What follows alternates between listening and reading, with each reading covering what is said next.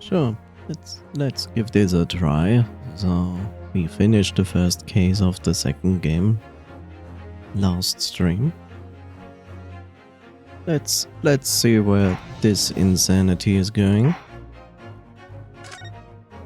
Hopefully we go back to England. Yes, we will. Okay. The Memoirs of the Clouded Kokoro. It was a ghastly tale of a winter's night. One of an invisible killer and a crime perpetrated on the pavement along Briar Road. As the victim lay at death's door, the mystery of just who had stabbed the young lady from behind had been resolved. But no sooner had my friend saved that Eastern Exchange student from his harrowing plight than in the dim, flickering shadows of gaslight did a second bizarre crime rend the stillness of that very night. I dare say most can still recall the sensational headlines of the day. Haunted apartment of death, the condemned criminal's curse, the dread demon of coal gas. Yet, though the great detective had at once discerned the truth upon his arrival at the scene, it only proved to be the overture that announced the rising of the curtain on a most tragic play. Whoa!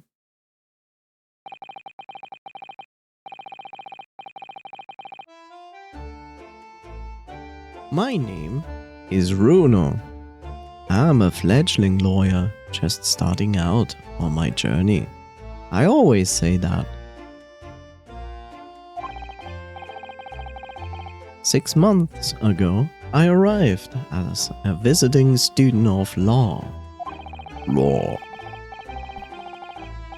Having made the long voyage across the sea from the Empire of Japan to here, Londinium, England. And on the way, in quite extra common circumstances, I made the acquaintance of a world-famous detective. Dr. House. Currently, I reside in the attic of the detective's own lodgings, from where I can run my legal consultancy of sorts. I've successfully defended a number of clients in Britain's highest court, the Old Bailey. But since a particularly grueling and unforgettable legal battle 4 months ago, I haven't returned to the courtroom. In truth, I lost my right to return. But that epic trial was just one small part of an epic tale. A tale which was now about to awaken from its slumber. Thanks to a letter that arrived this morning from my homeland.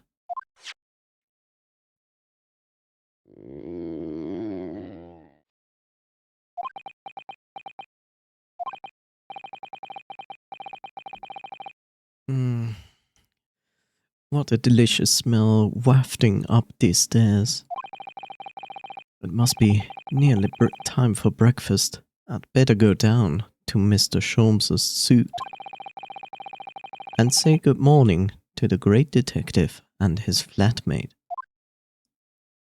Which is me! Oh, damn it, it's Susie.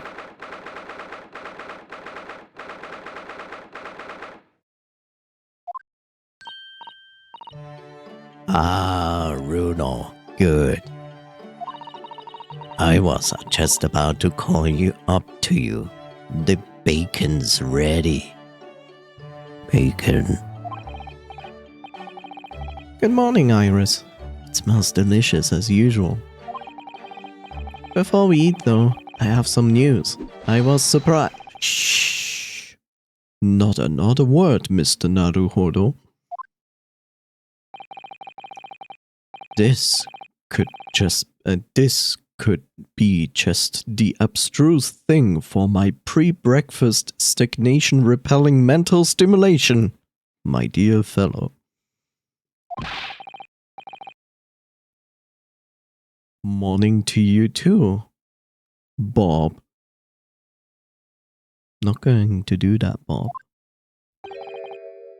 Ah, yes, I see. So that's it. Go out of my face, please. The truth is as clear to me as a day. My faculties of observation have revealed it again. Ugh. What are you talking about?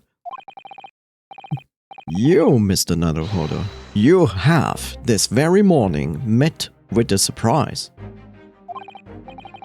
Well, is that not the case? Really, my dear fellow, it barely warrants explanation. Firstly, your hair is particularly unkempt, somewhat reminiscent of a bird's nest.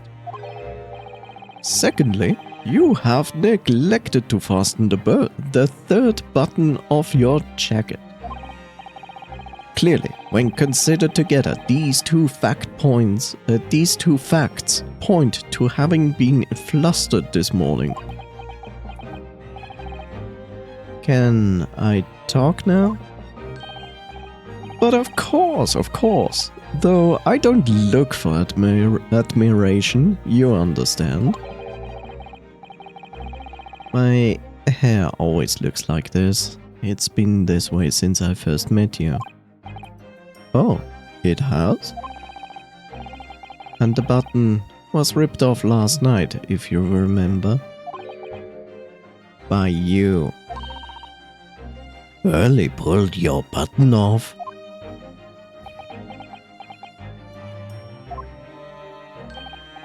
Ah, yes, I recall the incident now. It was after supper, was it not? As the evening advanced, I picked up my violin and began to play the wailing notes of a haunting tune. But then, to my utter dismay, the third string snapped. Why did it have to happen? Why? Little wonder then, in my vexation, I grabbed the first button I saw and ripped it from its proper place. Oh, I would like it back now, please. It's troubling me that I can't fasten my jacket. And it's troubling me that you expect me to know where it is. Somewhere thereabouts on the floor, one presumes. Helpful. What matters at the present time, my dear fellow, is simply whether or not my deduction was unerring. But Hurley, Runo said it when he came in, didn't he? I had a surprise this morning.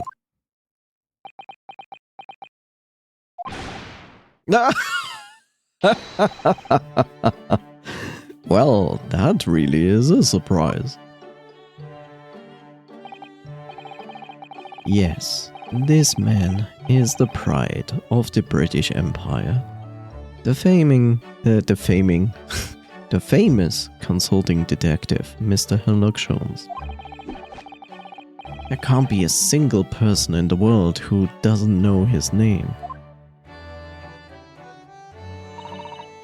Alright then, enough of this silly conversation. Come and eat this bacon before it gets cold. And I have a new herbal tea for you to try too, my latest special blend. Socks and dust.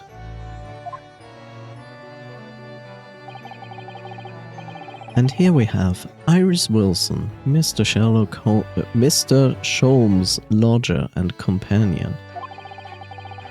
A truly exceptional young girl, who's the author of the highly successful serialization here in London. She's a serial murderer. Yes, The Adventures of Sherlock Holmes as published in Rand's magazine. So, Mr. Naruhodo, won't you put us out of our misery? What surprised you in this fine morning? Well, I received a letter from Japan. Oh, from Susie you mean? Was it? Really?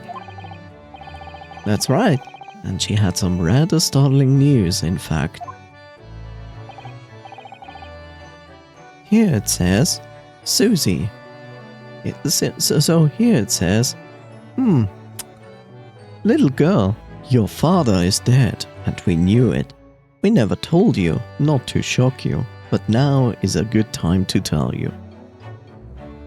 Ah, intriguing indeed. You must tell us about it over breakfast. Oh yes, what fun. Can I move back to Japan, please? Please?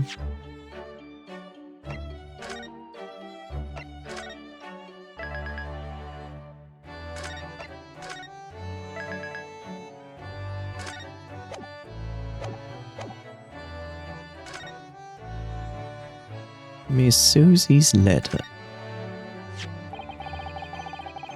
This is the letter that arrived from Japan this morning by international post.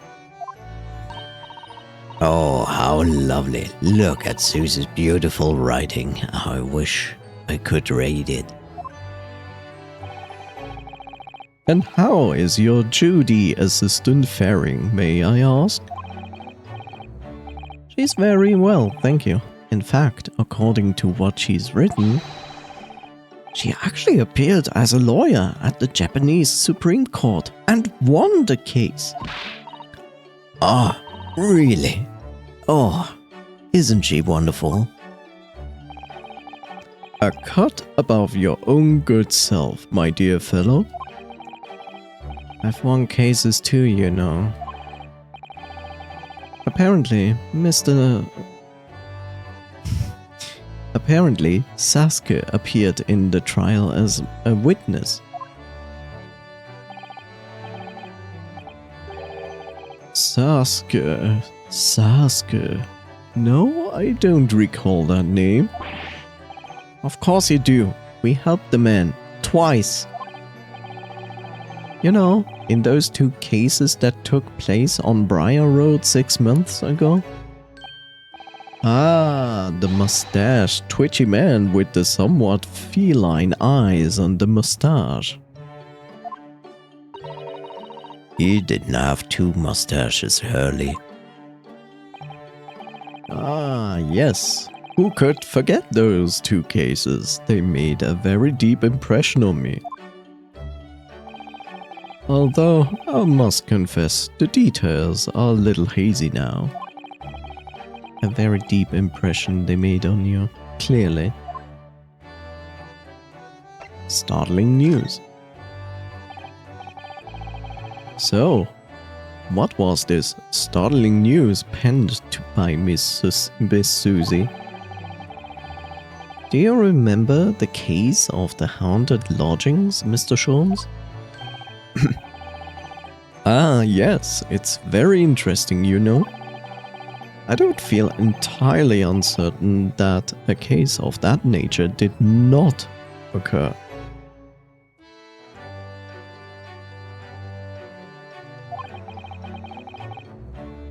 He's totally forgotten then. Anyway, in her letter, Miss Susie asked that we read over her case notes again and investigate further. Though it took place half a year ago, for what purpose? Because of something that Sasuke said to her, apparently. He suggested that the real reason why she was called back to Japan so suddenly might have something to do with that case of the haunted lodgings. Oh? On Sasuke's return to Japan, Miss Susie's father questioned him about the case, she says. And something Sasuke said appeared to trouble Professor Mikotoba, prompting him to send that telegram. Oh, that case, yes. It was very strange, wasn't it? Yes. And I had compiled the whole story into a nice, neat manuscript ready for publication too. But then Hurley here was all funny about it, remember? He was very mean. That story must not be published, you said, very mysteriously as well. Really? I said that? Are you sure? You perhaps know something about it as well, Mr. Sholmes. About why Miss Susie was suddenly told 4 months ago. What? About why Miss Susie was suddenly told 4... Oh, a grammar mistake. 4 mouths. 4 mouths ago. Okay. That she had to return to Japan. Not one mouth. Remember, not one mouth told her to go back. 4 did.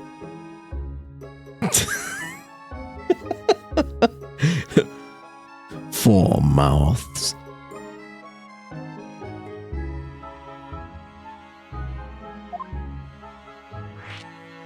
Miss Susie's repatriation?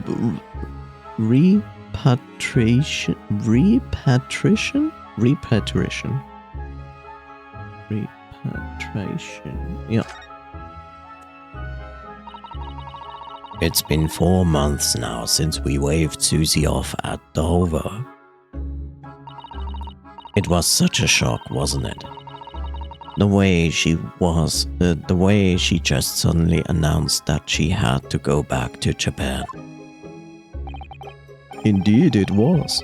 Due to a telegram she received from her homeland, I believe. Why are we repeating the same information over and over again? That's right.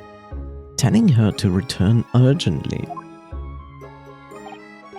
Yes, because her father had passed away. No. It just said he was suffering from high fever, the cause of which was unknown. He's not dead. But according to this letter, that news about her father's fever was just a ruse. A ruse? Peruse? So Susie's daddy lied to her so that she would make the voyage back home? Why would he do that?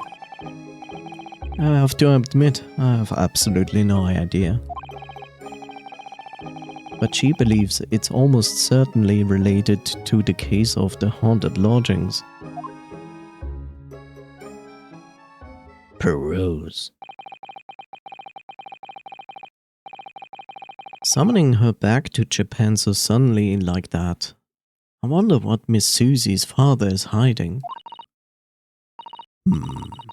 Early, do you know what it's all about?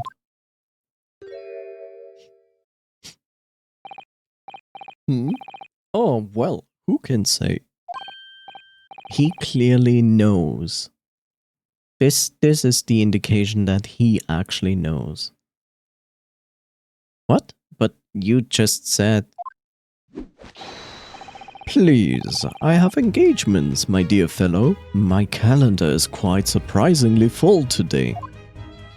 What coincidence. And a stringent analysis of the matter would be excessive, I feel. even if I were quite at leisure. So, man the fort in my absence, won't you, Iris? I will, Hurley. Don't worry. See you later. And he runs. He scuttled off rather quickly there. What is this all about? I think perhaps Professor Mikotoba isn't the only person hiding something here. Sasuke was involved in 2 cases, but only one of them was forbidden from being published. By of all people, Mr. Sholmes. Aha, I found them at last. Iris, are they... The notes about the case? That's right. Susie and I compiled them together. The case of the haunted lodgings. Do you want to read them, Runo? Absolutely. Thank you, Iris. I have no idea what the secrets could... I have no idea what secrets could still be hiding in the shadow of this case. But perhaps if I read over the notes again, something might come to light. That's the spirit?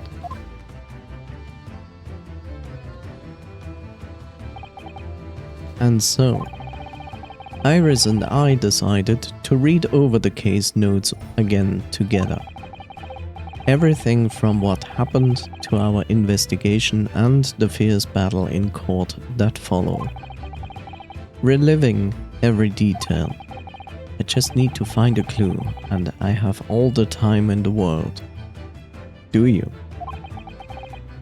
Because of course, I'm no longer allowed to practice law in the courts of Great Britain.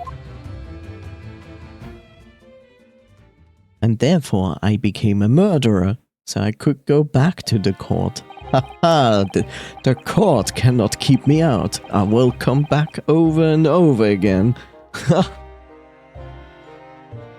I get in for murder, and I will be ruled innocent, and then I will do it again, over and over and over again, so I can defend myself in court.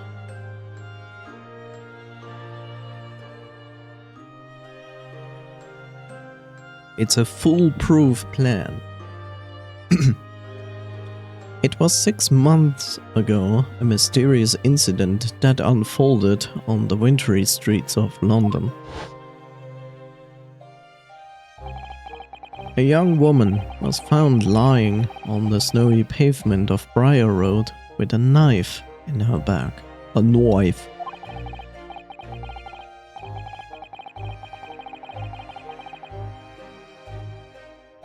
Fortunately, her life was spared, but she was unconscious for several days following the incident.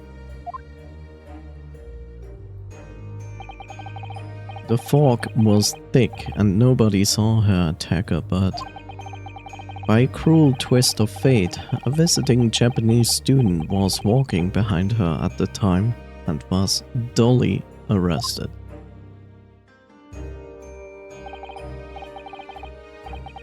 That man was Sasuke, and the man who effected his arrest was Mr. Sholmes.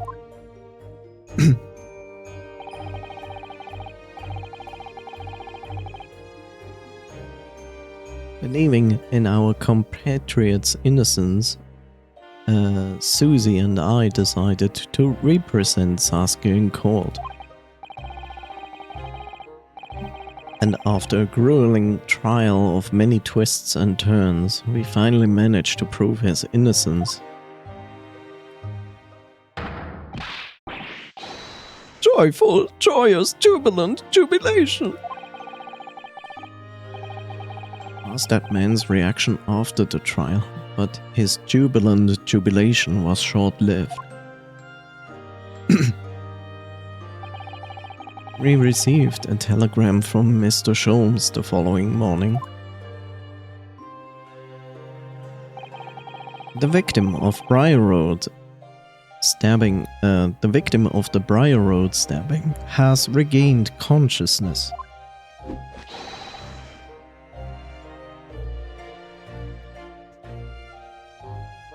Hurry to Bart's at once.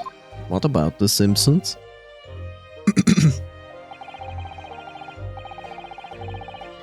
So Susie and I summoned a handsome... A handsome? What? A handsome... I guess that's a carriage? What do I understand under handsome?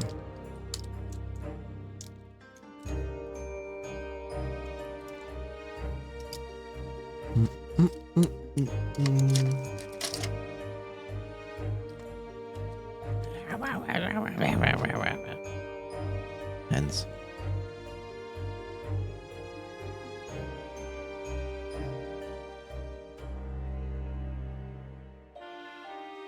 Yes, it's a two-wheeled carriage.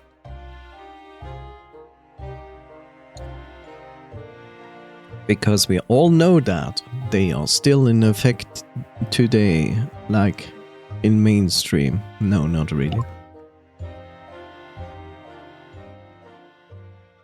Welcome back, Vimnoise.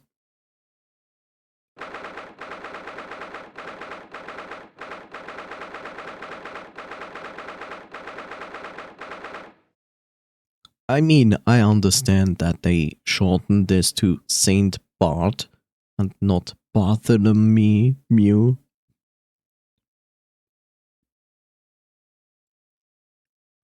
Welcome to the stream, back. Look, 3 rats in your hospital. Best part is, you can't see the rat because I'm covering the rat. Look, there it is. Squeak, squeak, squeak.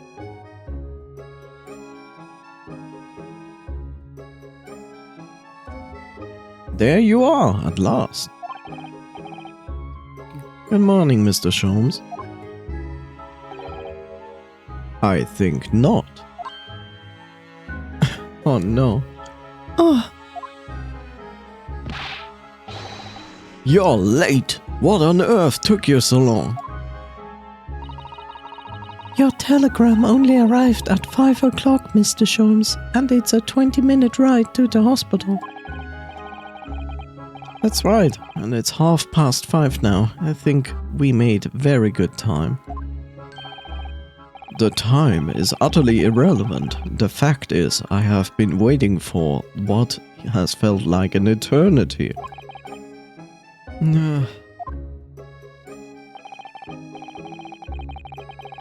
In point and fact, I myself was awoken at 4 this morning by the telegram boy. And feeling it was somewhat unjust that I alone had been roused at such an hour, I sent one to you. In other words, he's an asshole. Well, thanks for that. Anyway, you're here now, so the victim is over there. She's only just regained consciousness.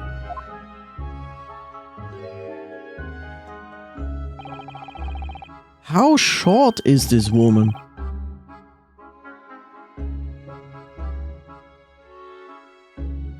You should introduce yourselves, and I shall observe from here. So, that's the lady who was found on the snow-covered pavement with the knife in her back. She doesn't look very awake or happy. I mean, the happy is understandable. Excuse you, but can you explain to me how this lady of this stature is going to carry this bag? How is she even doing that? This bag is bigger than her.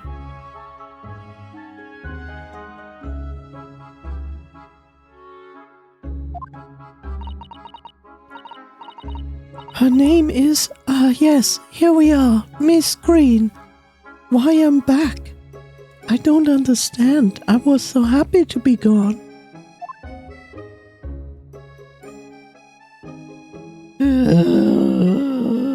I can't even converse. I need to examine first. Why? Why do I need to examine first?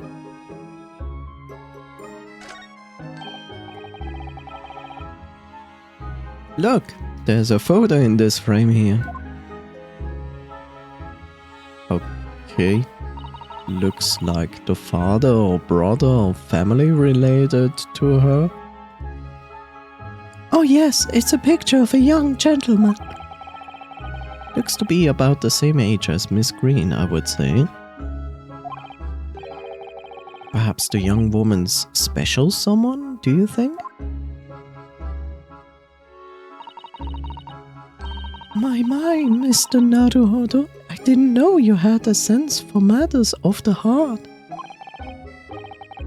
Not in the least. I sincerely said the first thing I thought of. I hate love. Ugh. I'm kidding.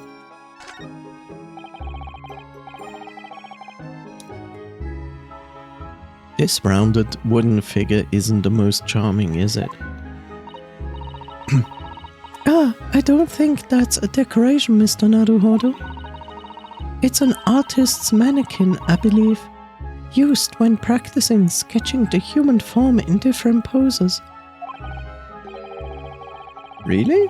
It's not exactly what you would call a typical figure for that purpose, though, is it? No, I suppose not. I confess I've never seen one quite so full-figured before. Well, if you want to draw a full-figured person, it's the right tool for the job. Full-figured. I will keep that in mind the next time I describe someone. I would like to have a picture of this character, full-figured, as the artist goes like, huh?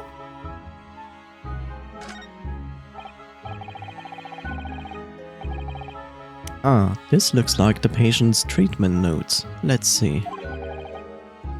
Do not feed. What is this place? A zoo? You know, it seems to remember seeing an almost identical sign in our local park. Yes. For the pigeons, yes. This is a person. Poor woman. I hope she hasn't read this.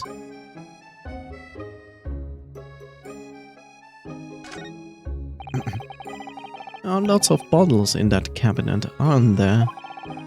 Do you think it's safe to keep them like that? So, Susie is back now. No, this is a flashback.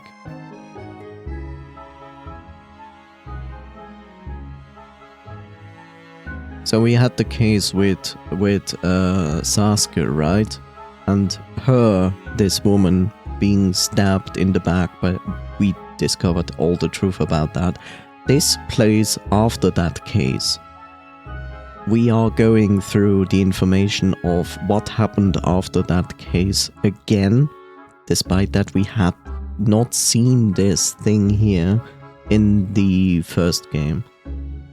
Because we are looking for clues related to this case.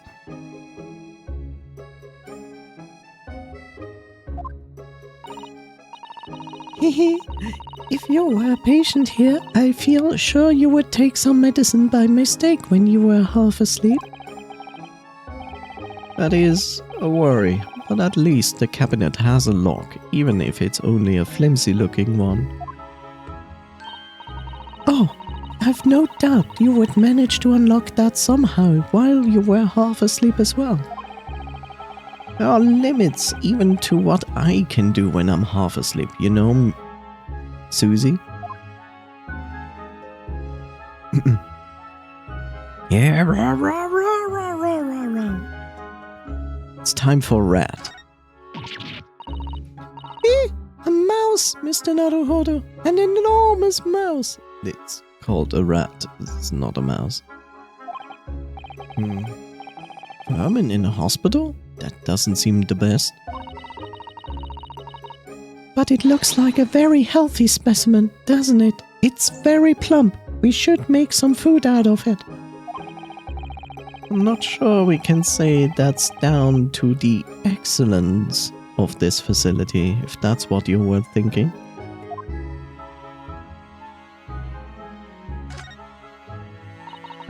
That must be a bag of Miss Green's personal belongings. She would have been brought directly here after she was found stabbed on the pavement, though. I expect a friend or family member probably brought some things off for her. Alright then, let's see what's inside. A change of clothes, no doubt, and excuse you? Like you're just visiting guest and you go to the luggage of a patient and feel like you can just browse through the contents of it? No, Mr. Naruhodo, you must never scrutinize a young maiden's personal belongings. But the young maiden might have chocolates or biscuits or caramel.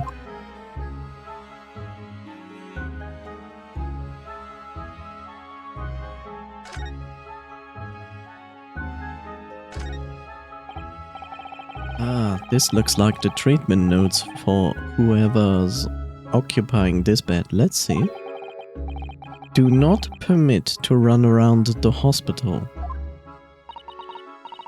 The patient doesn't seem to be here at the moment, so he or she is probably running around the hospital then. Oh dear, how worrying. What's worrying? What's worrying is why they haven't discharged the patient yet. There are all sorts of medicines in this cabinet. Look, I have a déjà vu. Not sure if it's safe leaving them in reach for everyone like this. Yes, you're right. I can imagine if you were peckish, you might try a whole bottle or two. Well, at least there's some to be what? Well, at least there seems to be a little lock to secure the cabinet doors. I don't imagine what would stop you if you were hungry. I worry that you would break the lock. You don't break the lock. That is far too much effort. You just break the glass of the window. Why making things complicated? Hunger doesn't turn me into a criminal, you know, Miss Susie.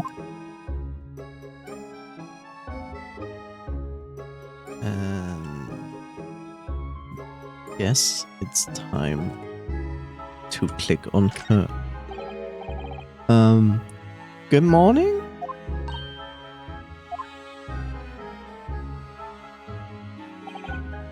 Oh god, a new voice. Hello, Anone. Hello, Anone.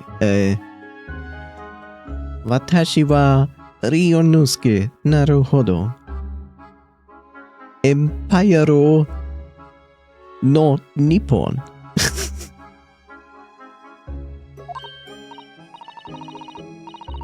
Oh god, what is the voice I'm going to give her?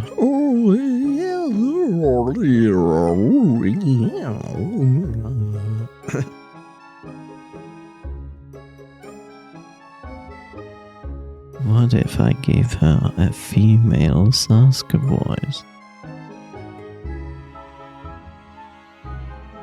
You know, like this, but higher. You know, like this, higher. Really annoying. Oh no, was it your knife that? Are you the man who... No. I'm a lawyer.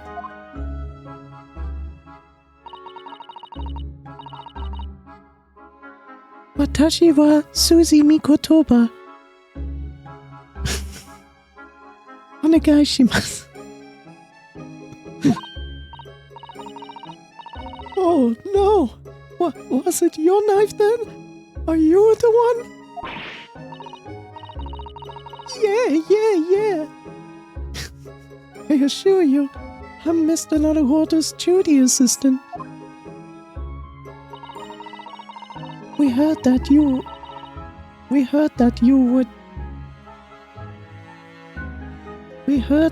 you did regain consciousness and wanted to come to give you our best wishes. Goodbye! Best wishes for me? Thank you. I'm olive green, because it's funny, you know, olives are usually green. I'm an artist. Well, no, that's not right, is it? What I mean is, I'm trying to be an artist. Oh God, I have the character of an artist. I always doubt myself.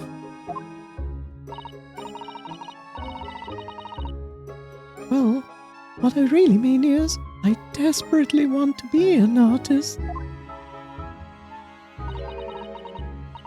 But the truth is, I don't have any talent.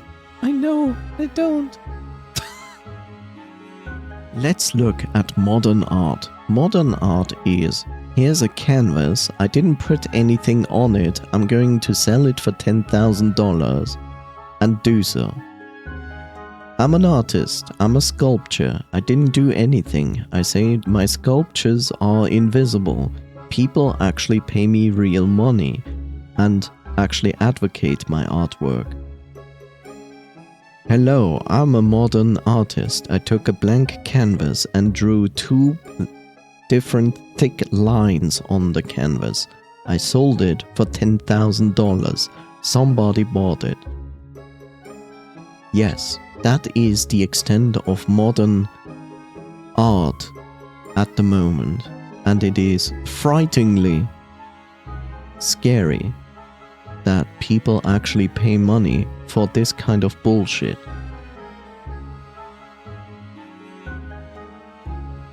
Hi, I'm a planetarian artist. I made an entire planet, an art. You cannot see it. It's very far away, but I'm going to sell it to you at the low discount price of 500,000 bitcoins. Sounds reasonable. I buy it. It could be more worth in the future. It's no wonder I was stabbed in the back. I don't think that's related, actually. Gosh, this young woman seems to bend over backwards to put herself down. Seeing as we are here, we should ask her about what happened from her perspective, I suppose. About the incident. To suddenly be struck in the back by a blade as you were walking along the pavement. What a terrible experience you had, Miss Green. It was so cold that day, and the fog was so thick, I couldn't see a thing. That was 4 days ago now, I think. Is that alright? Yes, that's right.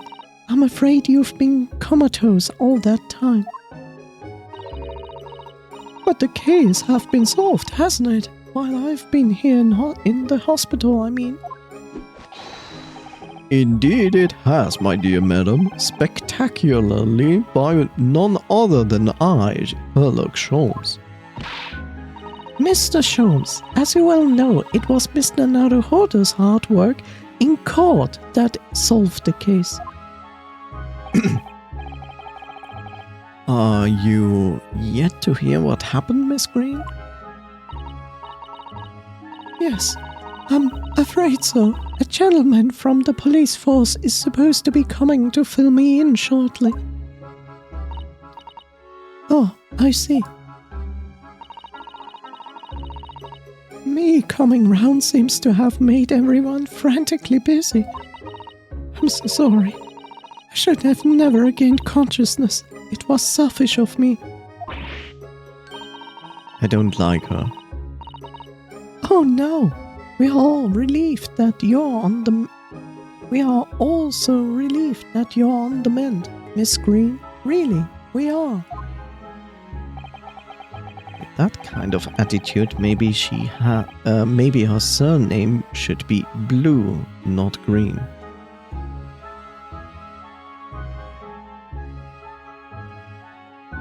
Olive Blue?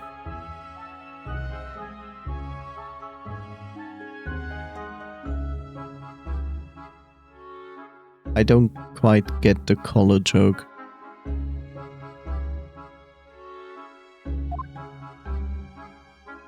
About yourself. So, you're an artist, are you, Miss Green? Oh no, I couldn't possibly claim that. I'm a fledgling artist at best. I mean, I'm a student of art, really. At the Thorndike Academy of Fine Arts. Fine Arts. Oh no, they used the name Thorndike. Oh no. Dick Van Dyke.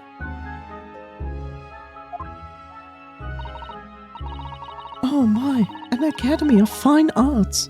Great Britain is such a wonderful country. Yes, a wonderful country, because Japan has certainly not places of education and learning where they teach you the fine arts of art at all, ever, in the entire history, past, present and in the future. Tell me, Miss Green, do you live hereabouts? Oh, no, actually, I don't deserve it, but I have a little flat on Brixton Road.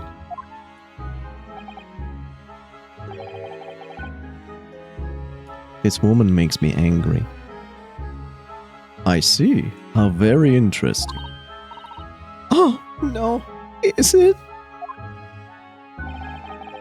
Brixton is some 10 stops away from the underground from here. And Thorndike Academy is a mere 3-minute walk from Brixton town centre. Does that matter, Mr. Jones? Perhaps not, but Briar Road is far less salubrious a far less salubrious part of the town by comparison, dwelt in by those of inferior means. Including the maleficent Mr. Moustache. Mr. Moustache. Inferior means? I suppose Sasuke does fit the bill. It struck me as somewhat out of the ordinary for a young fine arts student to be walking in such a district. That's all. What's this? She suddenly clammed up. Mr. Sholmes, you should be ashamed of yourself prying into a young maiden's private affairs. No! Oh dear me, do forgive me. If you don't mind. I'm being discharged shortly, so I need to pack up my things.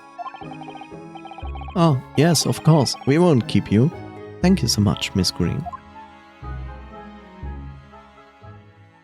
Let's follow her. Stalker. Is there Mr. Naru Fodder here? Mr. Naru Fodder. Why is this bailiff guy now on duty outside? Narrow fodder now? Well, if you're looking for Naruhodo, the lawyer, that's me, but... Ah, Mr. Narrowfodder. Good, this is for you. It's a message from Mr. Saucy Nutsman.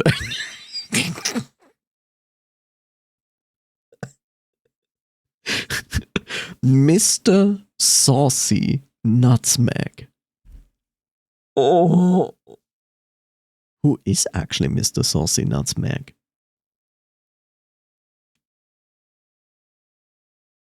Is that Sasuke?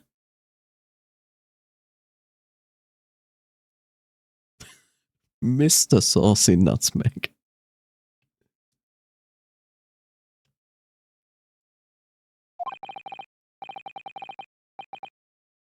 Sasuke? Send a message to me? But why would the policeman be delivering a message from Sasuke? Exactly. What's going on? What's a Scotland Yard constable doing playing delivery boy at this time in the morning? Ah, what are you waiting for? Let me see that. Oh, Well, this is most unexpected. is something wrong, Mr. Sholmes? Is something wrong, Mr. Sholmes? He says.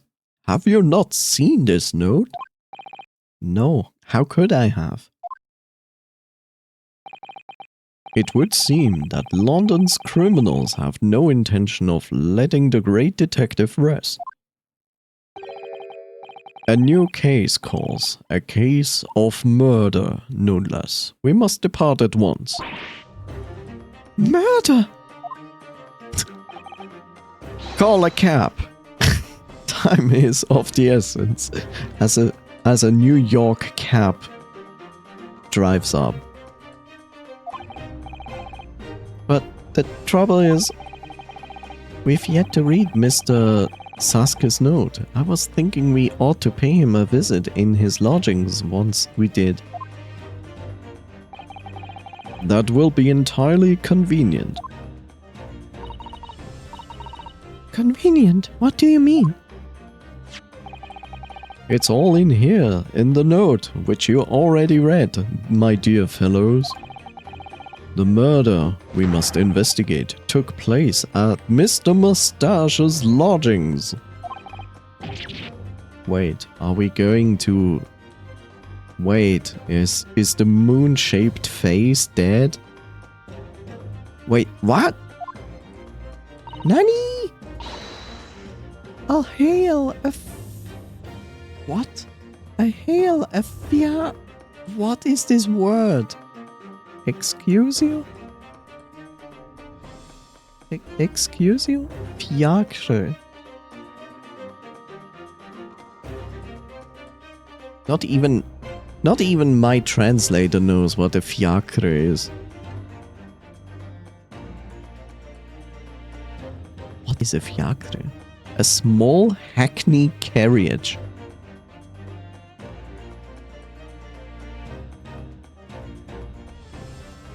Can't even listen to a pronunciation because it only pronounces the first word. Fia.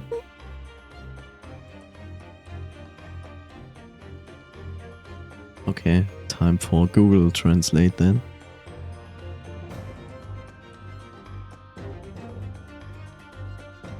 No.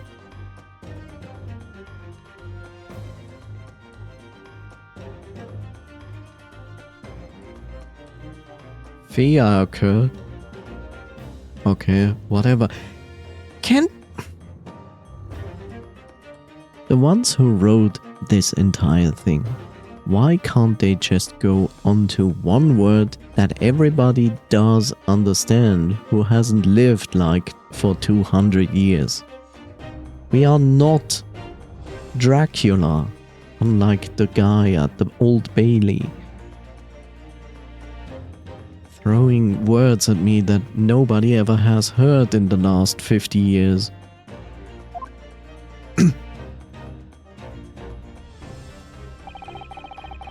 It was only yesterday that Sasuke was in court and we were dispelling doubts about his innocence. And now, the very next day, there's a murder at the man's own address? He may very well be the unluckiest man alive. Or so it seemed to us at the time, but we were soon to discover it was worse than we thought. Oh my god.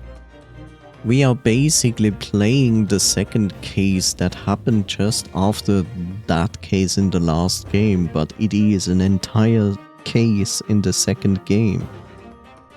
Ugh.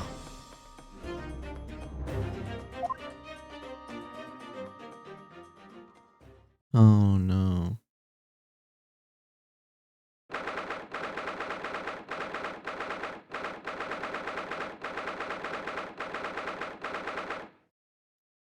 My everything.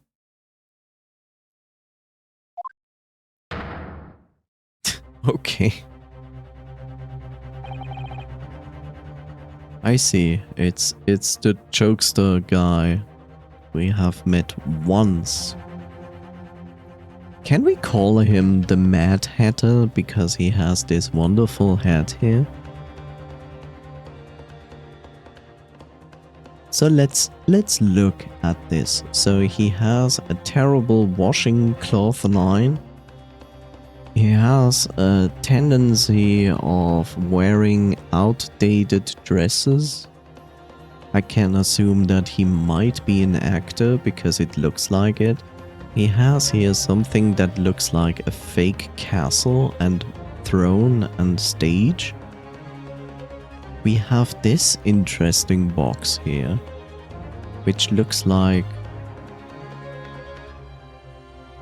Okay, at first it looks like a fire button, but we talked about this in the beginning. When the introduction movie played, they said something about the coal gas murder. So I will assume that this box is related to gas distribution, which would make sense. Look, it goes to the lamp here, which will be a gas lamp, which makes perfect sense. Of course, it's locked, which will be a part of the case where they say like, "Ah, but you couldn't change like the direction the gas was going. It was locked." Mwahahaha.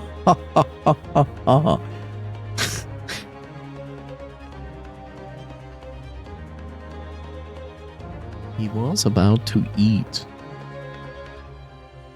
And he died of gas, which would make sense. He's also having these bells on his clothing. Anything else? Behind me, which you cannot see. This here, there's a wig.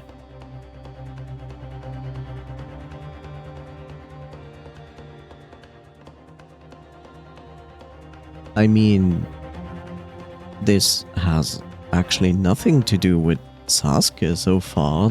I know that this guy was his neighbor where he lived. What on earth? Oh my, the gentleman is deceased without question. He's dead. And this smell, it smells like gas. And then the game ended. The locum student, Mr. Naruhodo Esquire, did you miss my voice? I didn't. Sasuke. Oh, why is this happening? Why to me? I've only just got out of court yesterday. I was finally home after 2 days of misery. And then I wake up the next day to this. No early bird should be catch a worm like this. Woeful worm without wiggle. I see, you're in high spirits again this morning, Mr. Mustache. AFK. Ah! Not the horrible Herlock Sholmes! Shove off! Show yourself the door! I never invited you! Mr. Sholmes came here with us. I'm quite sure he will be able to help you, Mr. Mr. Sasuke. I am entirely at your disposal, Mr. Mustache. What can I do for you?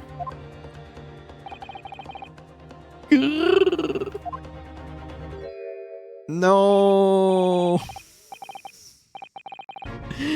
No, not Grexy. Not Grexy. Oh no. 是，在我就是的，不是吧？ Ah, Inspector Greggs. What a pleasant surprise. 是，you're by evidence she faces crack shit from. I deduce, Inspector, that your heartburn is a result of your excessive consumption of fried food. Good morning, Inspector.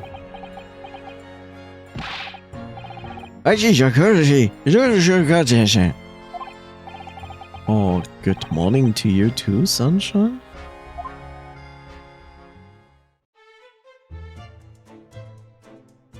Oh yes, let's examine this wonderful room. Thank you for letting me look a little bit to the left. This is a stage, and this is clearly not a safe candle. Oi, 你这家伙，又这么虚什么？ Oh, no, I just wanted to look, that's all. 那行，I know what's going. 有什么吧？ Someone's in a bad mood. There's certainly some bad air in here, isn't it?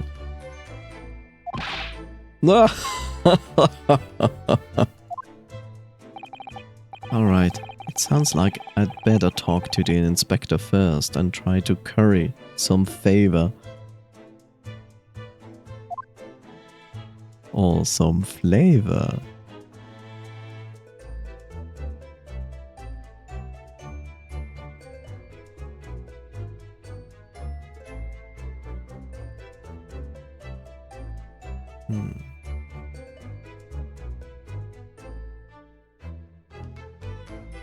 Is the game lying to me as it says that I already checked everything? Or is it literally forcing me to... whatever. So, Inspector, what was the victim's name? Who was he? No!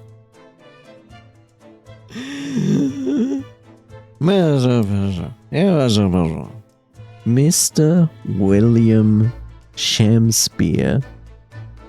Not Shakespeare, Shakespeare. Mr. William Shakespeare.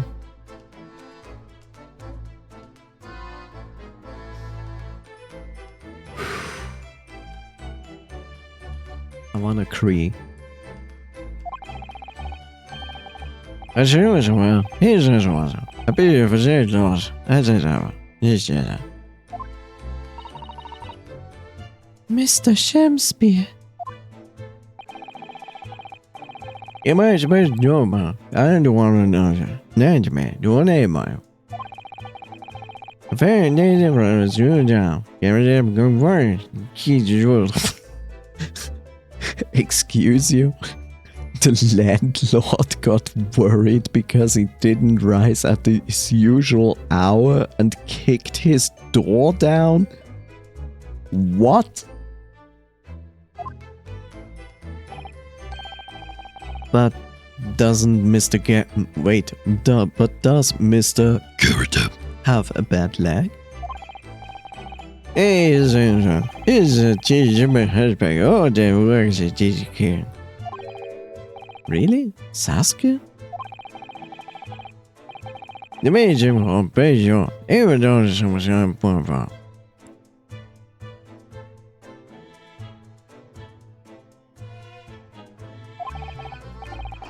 didn't want to know the balance of further. It's only characters my people. Hi, Bob.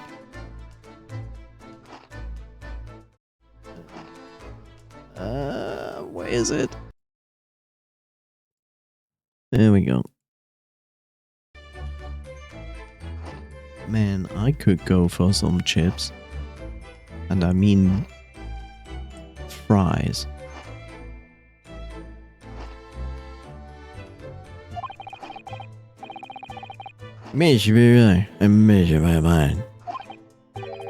So what exactly is Mr. Natsume still doing here?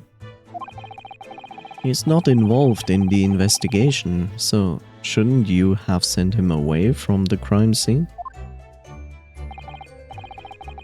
Wait, I just was here to do the anything or the awesome. What if we would people to say for Cooper amigasama? You nearly said culprit there, didn't you? Oh dear, Mr. Sasuke appears to be under suspicion again. It certainly seems that way. He does just come across as such an odd fellow, doesn't he? Poor man, how unfortunate. Anyway, can't see for Corona shit. Well, I don't think I was going for long. The boy Shimu. Even if the inspector would allow it, I don't think I could bring myself to touch a dead body. Okay. What a terrible night to be alive. I mean, what a terrible thing to have happened. It's only been 3 days since I was arrested for the incident on the pavement outside. And then, having finally regained my freedom, it starts happening all over again. Endless existence of excruciating experiences. So, the victim lived here on the ground floor, and your room is just 1 story up, isn't it? Yes, that's right. In a way, we were neighbors, I suppose. So, did you know the victim? Were you friends? Don't say no, because we know you know him.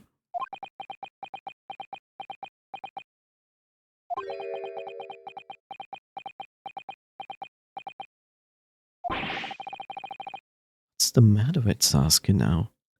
He doesn't want to admit that he knows him because this makes him a suspect. It was an innocent enough question, wasn't it? Why does he seem so shaken by it? Well, I suppose he wasn't a complete stranger. But did he ever invite me into his room? Never. On my honor, I swear it. What an extreme reaction. You're probably wishing you would never ask now, aren't you, Mr. Naruhodo? When we found him here, I felt wretched, which is why I sent word asking you to come. Throw that inspector over there. Okay. Why is he standing like that?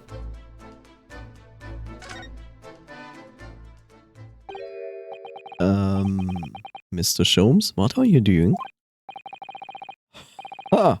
You need only observe to know it, my dear fellow. Investigating, naturally. There's nothing natural about that pose. Mr. Mr. Sholmes, have you made some miraculous discovery? Patience, my dear madam, patience. We've not been here in this room 5 minutes. So far, all I've managed to deduce is what actually happened.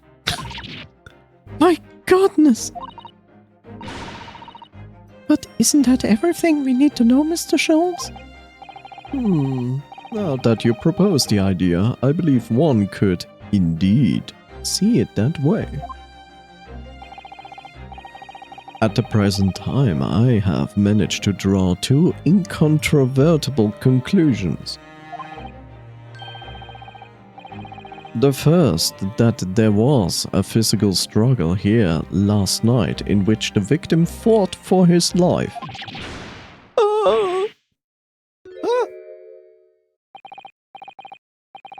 Mr. Saskia, what's wrong? Is something that Mr. Sholmes said significant somehow? Something you don't see because I'm covering it. Let me uncover it for you. No! Look at the bottom right corner. There is something greenish on the floor below the red robe. I don't know what it is. No, don't mind me. Forget I was here.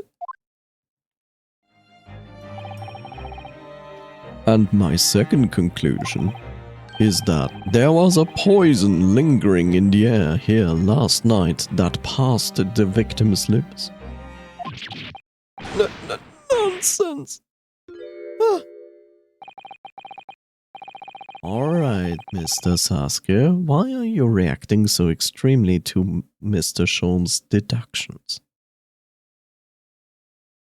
Here's my next question. Is this going to be an actual Shakespeare case of like, somebody dropped some poison into my ear while I was asleep?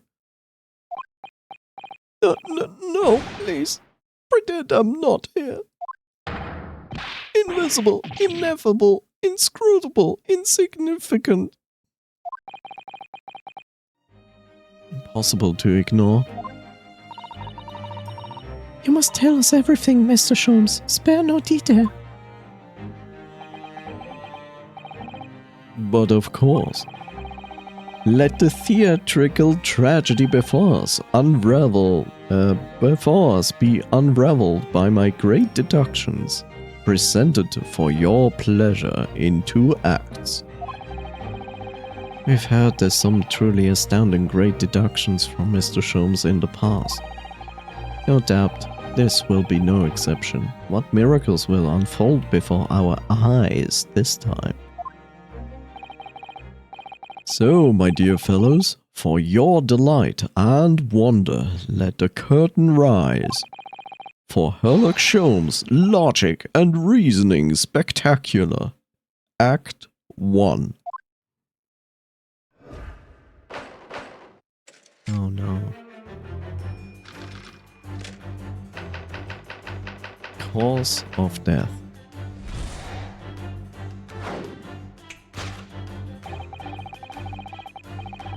Careful observation of the victim reveals to us that the events that transpired in this disconsolate room last night. Foam at the mouth of the deceased clearly indicates the use of poison. Which is probably not true.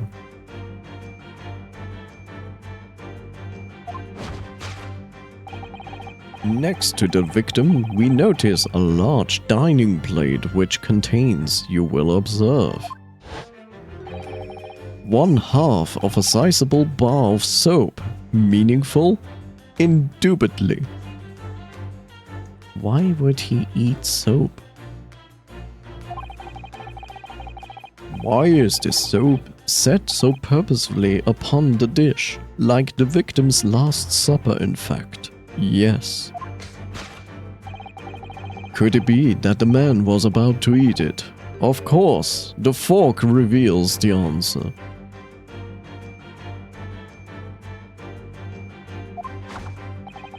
It appears the young man's appetite was his undoing. Taking up arms in the form of his cutlery, the victim engaged in a deadly battle for his life.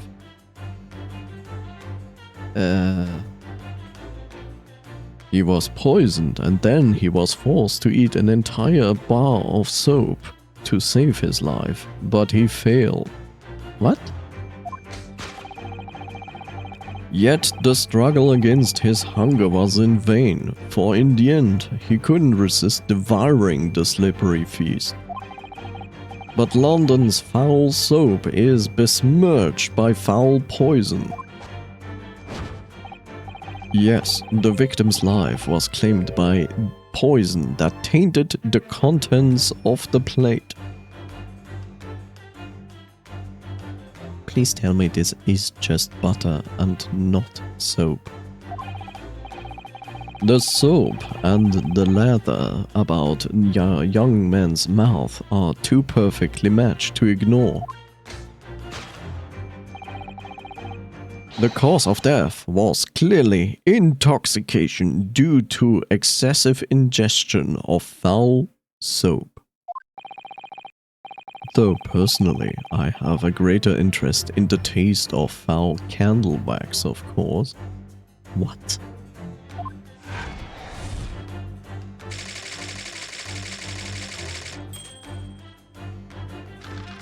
I wanna cry. Topic 2. Suicide or murder?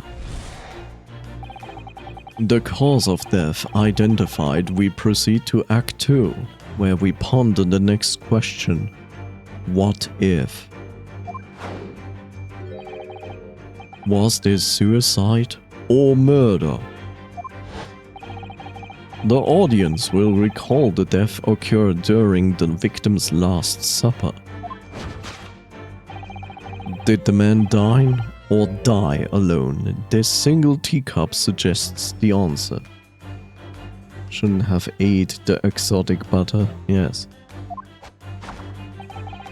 To draw a conclusion on such meager evidence would be foolish, however, certainly.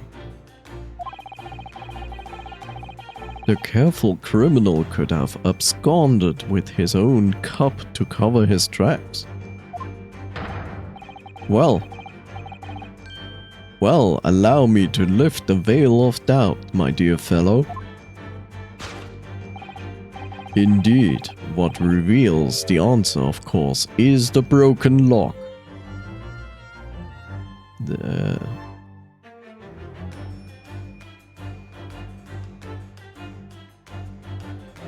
I saw the maintenance vehicles again. I'm expecting noise for the night, unless they were leaving. Hopefully they were leaving. Oof, that doesn't sound like a good night's sleep. Yeah. For some strange reason, they keep doing that at night. It's weird. Though forced open now at the time of the incident, this door was locked. And the sole key was in the victim's pocket. In other words, when the victim consumed the poison, he must have been alone. Wouldn't it be normal to have like 2 keys to each door lock? Alone with his inferior soap, from whence wafted an inferior scent. And with that acrid aroma lingering in the air, the victim met his end in tragic solitude. We can take comfort only in the fact that his soul was well cleansed on its way to the hereafter.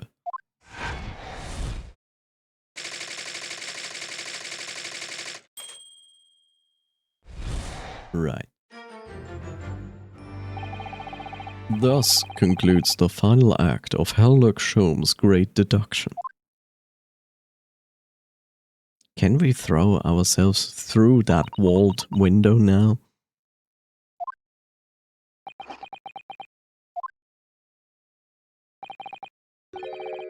There's just one thing, Mr. Sholmes. You are disposed to identifying just one thing, aren't you, Mr. Naruhodo? Pray, what concerns you? Well, no matter how hungry he was, do you really think the man would have eaten soap? It is quite apparent that this man had barely a penny to his name. And now, since he's dead, he will make tons of money. Just think about the future when his work will be valuable. The thing is that the noise isn't even it is even that bad sometimes, but still, it's is like no fun sounding motor humming. Yeah.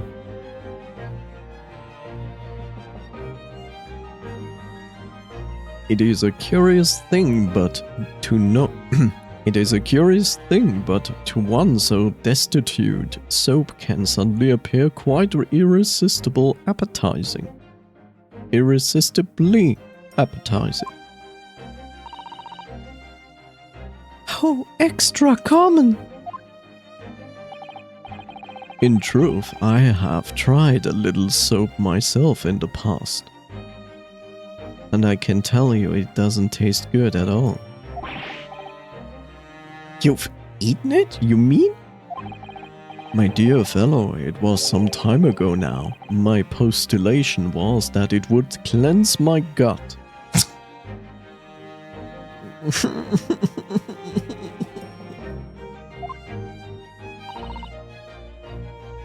And did it? I couldn't leave the toilet for days. As I writhed in agony on the floor and spilled the contents of my stomach, yes, I believe it did. No, just no. He ate Tide Pods. I think he did not.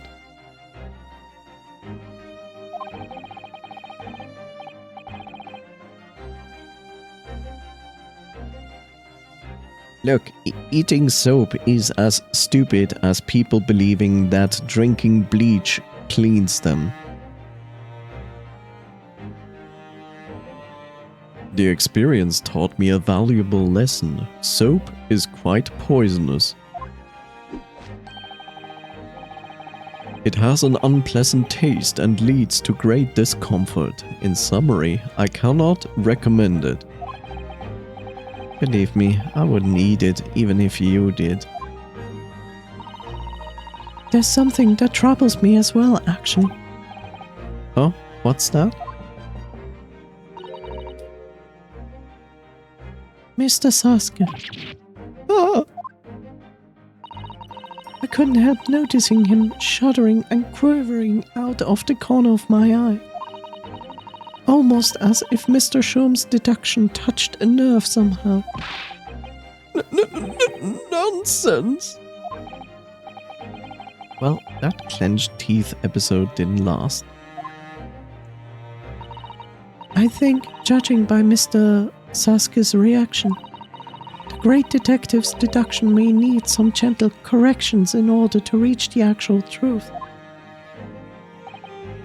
Yes, Mr. Sholmes' observations and deductions are sometimes a little too sharp. He has a tendency to hit the nail on the side of the head and drive it in at an obtuse angle. When he does that, it falls to us to straighten things out. Alright then, let's see what we can do. No! Oh my god, no! No. In reality, it was a meteorite that had a feral wolf on top of it that fell down in West Africa, but slingshot the wolf directly to England.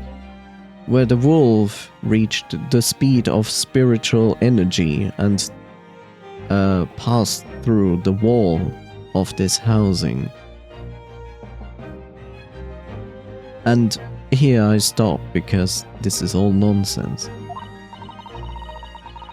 Yes, we must pick out the keywords in Mr. Sholmes' quite brilliant deduction, as we explained the same tutorial to you again, and discreetly exchange them for something that makes a little more sense. If we can do that, we can be lawyers. I'm sure we'll arrive at what Mr. Sholmes meant to say in the first place. In that case, are you ready for the second performance of the day? Once again, my dear fellows, for your continued delight and wonder, let the curtain rise. For Sherlock Sholmes' Logic and Reasoning Spectacular, Act 1, Part 2.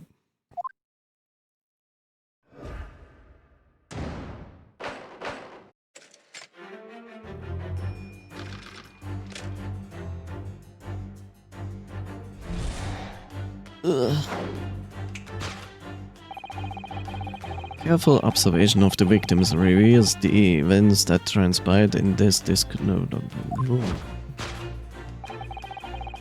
From the foam of the mouth of the deceased clearly indicates the use of poison.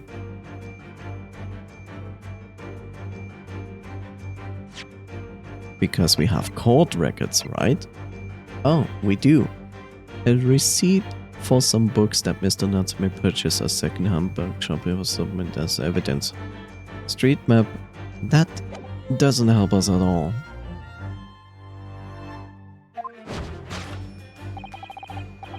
Next to original large blind plate, blah blah blah.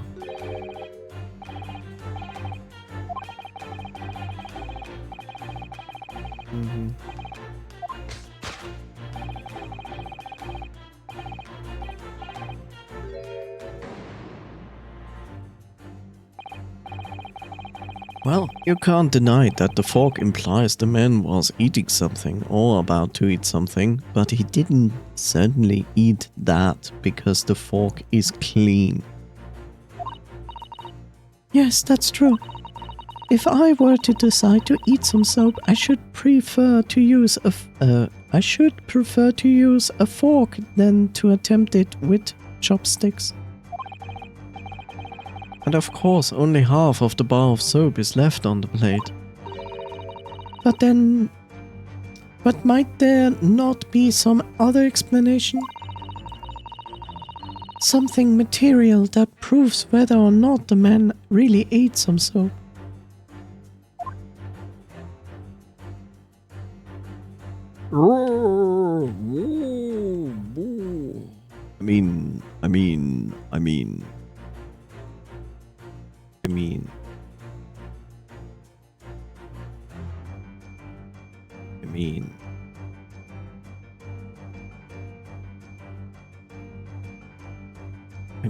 I see this, but could it be that the man was about to eat it? Of course, the fork reveals the answer.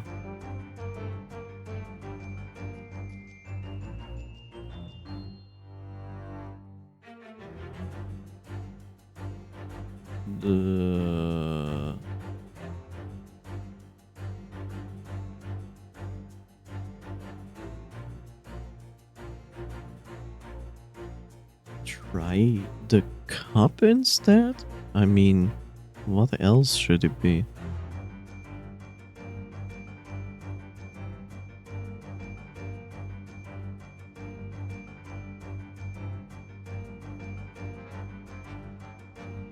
Well, let's try this instead. Take that!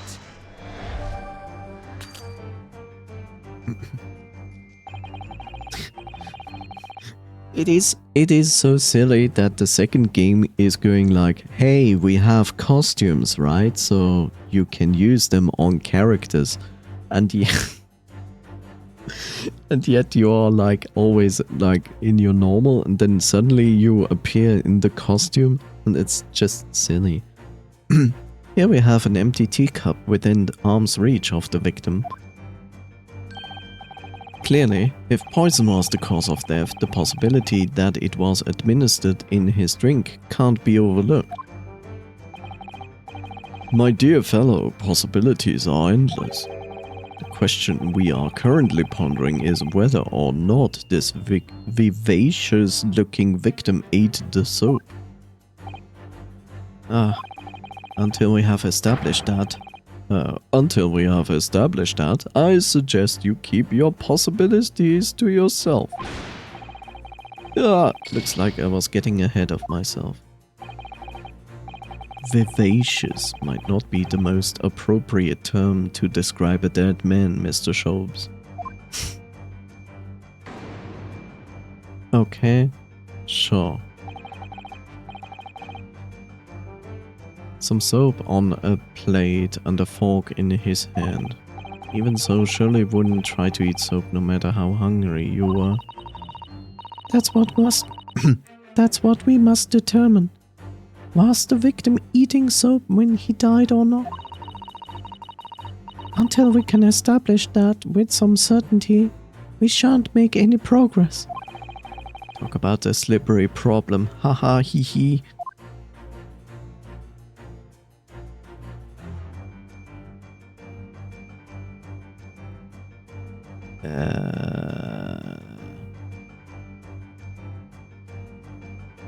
He says, could it be that the man was about to eat it? Of course, the fork reveals the answer.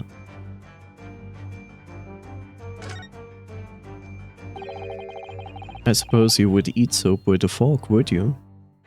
I don't know, I would say like you need an actual knife.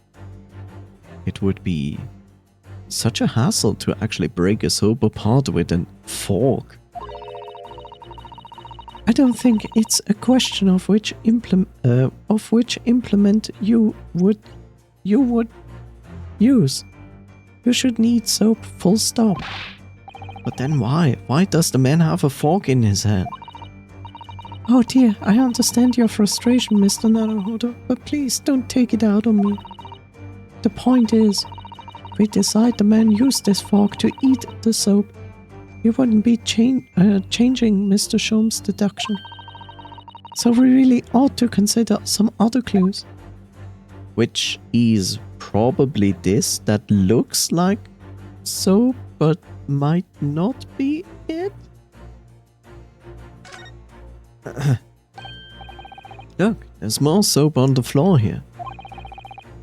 Mr. Shakespeare must really have loved the stuff. Let's not jump to conclusions, Mr. Naruhodo. Look closely at this soap. Do you see it? Do you see that it would fit together perfectly with the half bar on the table? What the... how can that be? I think that they are two halves of the same bar that broke apart. Because someone threw the bar soap hard at him and knocked him out? Is that the idea?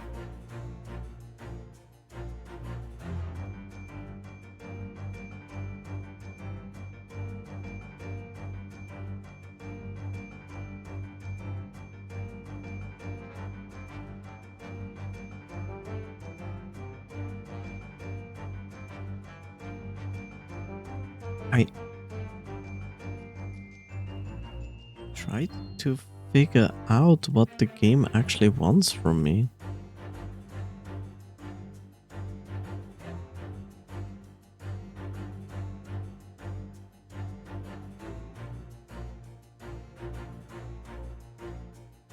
So it was not the 4? We present this? Take that!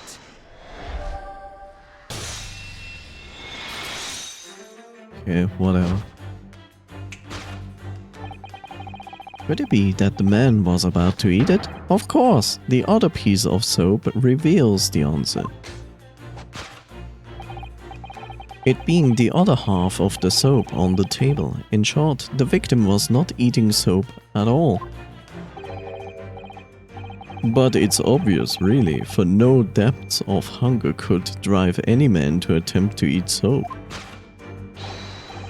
Even I, with my unquenchable thirst for practicable knowledge, took only a single bite. But that begs the question of how the man was poisoned, because there's no sign of any food on the table. An excellent observation, Mr. Naruhodo, and one that furnishes us with the answer we seek. For London's foul soap is besmirched by foul poison. Yes, the victim's life was claimed by poison that tainted the contents of the plate. Mr. Sholmes is still pushing the soap argument then. Perhaps he's suggesting the man licked the soap rather than ate it? If soap in London is that poisonous, I don't think I want to be washing my hands with it. But there are no signs of any food in this room at all. Of course.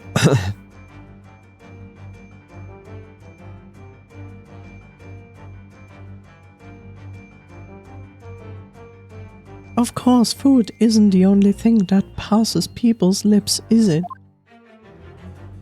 No, sometimes it's a tongue.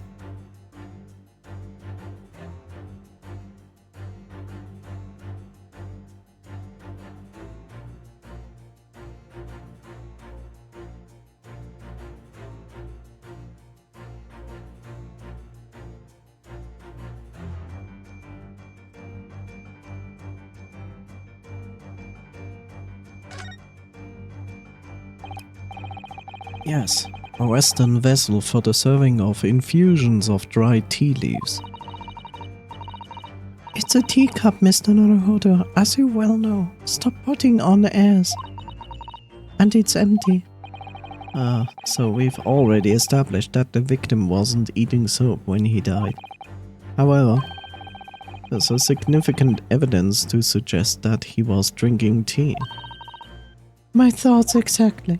Yeah, I know, this here. But I cannot click on it. So I have to present this.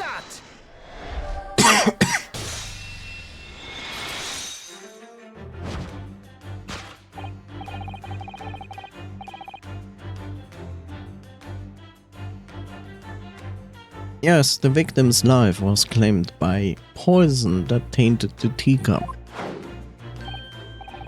Indeed, cups have been the vessel of choice for practicing poisoners over the centuries. And it would appear that this victim drank every last drop.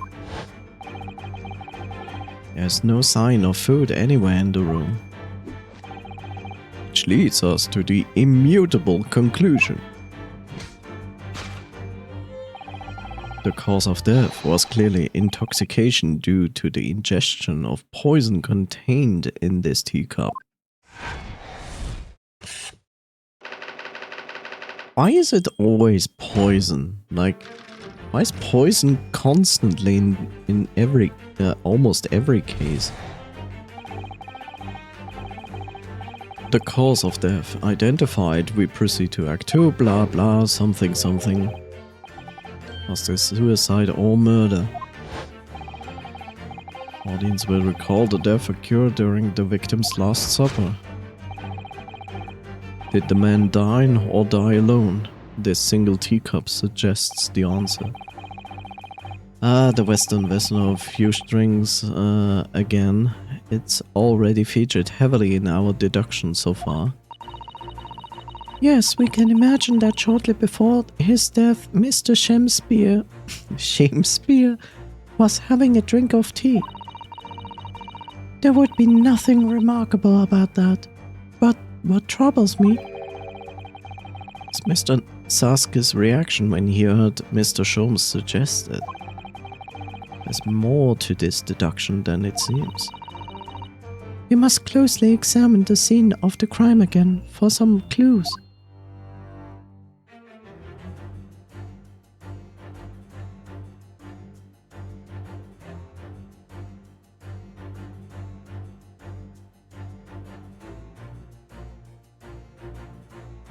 I mean, he has 2 teacups. Take that!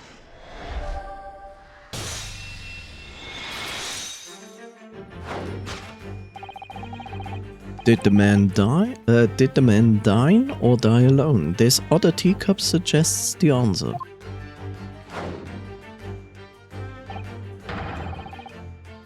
Yes, there were 2 teacups in this room all along. In other words, this is a strong indication that the victim's last supper, there was a guest present.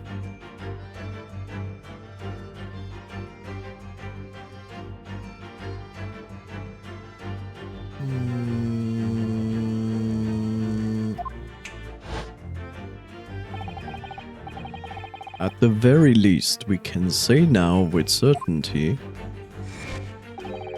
that somebody else was here in this room last night, taking tea with the victim. What are you talking about? Utterly, unbelievably, unjustly unreasonable. To draw a conclusion on such meager evidence would be foolish, however, certainly. In which case, what more can we deduce about this possible guest at the table?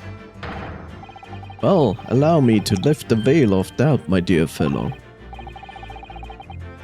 Do you mean to say you know exactly who was in this room at the time of the victim's death? Indeed, what reveals the answer, of course, is the broken lock. How about no? I'm not sure I like where this deduction is going right now. I'm afraid it's too late to go back to the Halcyon? Halcyon? Is it Halcyon or is it Halcyon? Good question. Good question. Halcyon.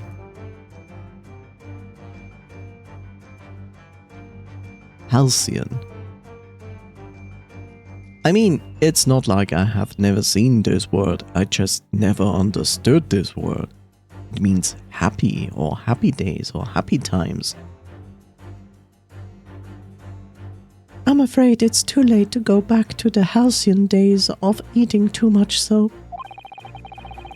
But the identity of the guest who was in here last night, the victim last night when the victim passed away is something I have a very bad feeling about. Well, you can try to ignore your feelings, but we cannot ignore the truth, Mr. Naruhodo. No, I suppose not. Time to look around again.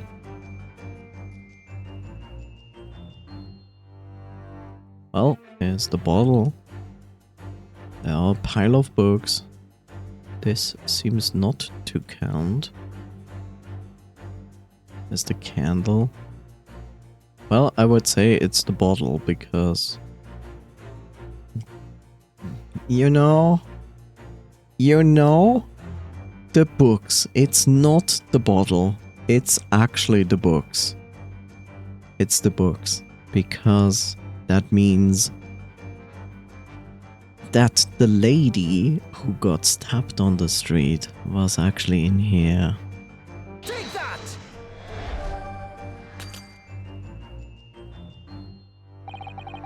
You will observe that there's a pile of books here.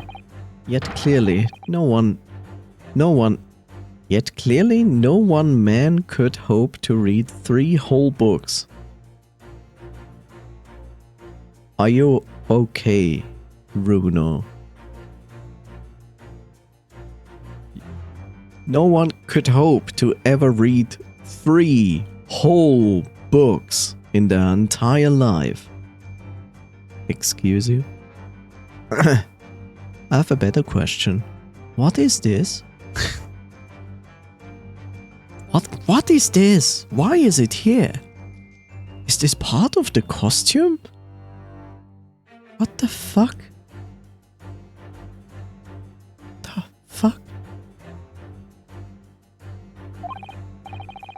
part of the costume.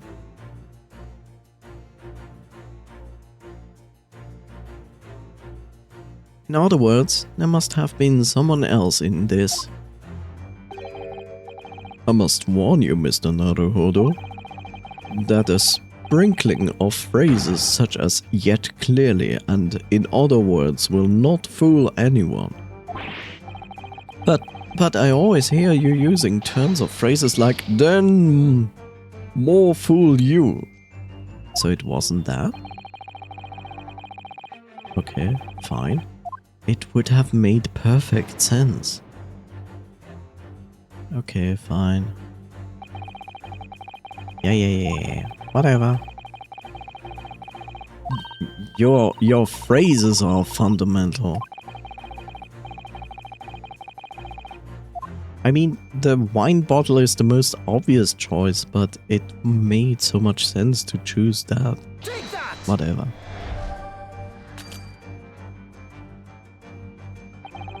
We can conjecture that this bottle may possibly have been brought here by a guest. And we can further conjecture that the guest's visit may possibly have occurred last night. That might be possible that might be... Can I English? That may possibly be rather too much conjecture, do you not think, Mr. Naruhodo? What? It's also wrong? Okay, sure.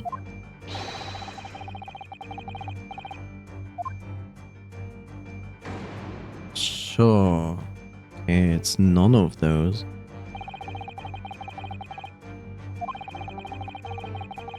Yeah. Shut up.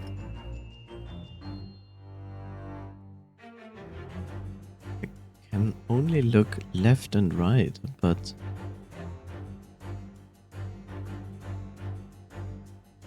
Why the candle? I mean, it's not the door, it's not the wine, it's not the books. So it's the candle. Is it Mr. Gary there? It would make sense. Fine. Take that! Well, guess it's the candle. Don't tell me it's also wrong. Candles become shorter the longer they burn. Water is wet. Blue is blue. Trees grow. And yet, this candle is still rather long. In other words, it's highly likely that somebody else was in here to light it long after the victim died. Quite the glowing answer, Mr. Naruhodo.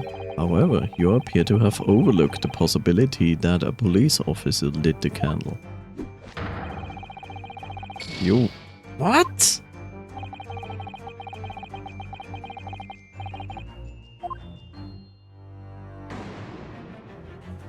What?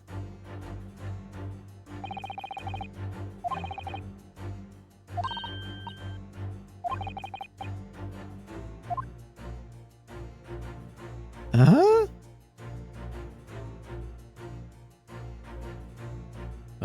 What? What? But we need to correct that, so what else is there? There's the bottle, there's the books.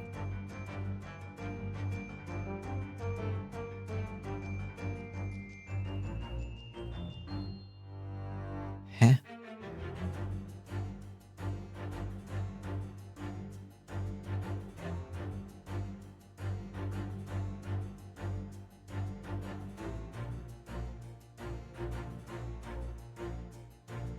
I don't get it.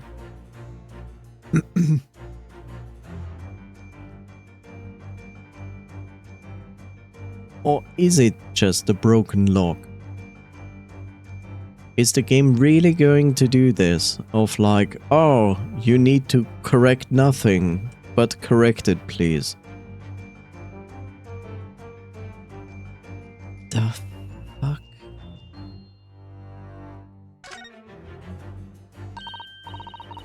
Oh dear, the latch is most definitely broken, isn't it? The door was kicked in by Sasuke, according to what Mr. Kurde told the inspector. Who knew his short, thin little legs had so much strength in them? I'm not sure the length of his legs is in any way significant here. Perhaps this says more about the poor state of the door than about Mr. Sasuke's strength, actually. Careful. Careful, if he overheard that remark, he would almost certainly have a lively response. I don't know. Can't this broken lock really tell us anything about who was here? Must be that. I mean, there's nothing left. There's literally nothing left. I look at this. There's nothing. I don't get any response to anything. It's not this table. I get nothing. It's the books. There's an empty bottle.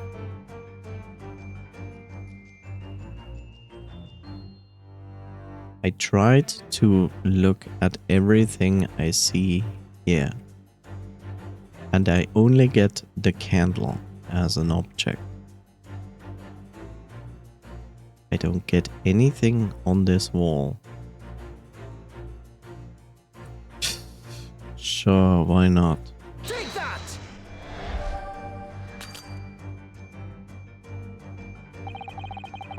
The room was locked from the inside at the time, and clearly nobody could have entered the locked room. Therefore, I'm absolutely certain that nobody else was in this room last night when the victim died. Mr. Naruhodo, with that answer you haven't right in my own anyway. Oh yes, that's true. As a logician, you will never surpass me in the science of deduction.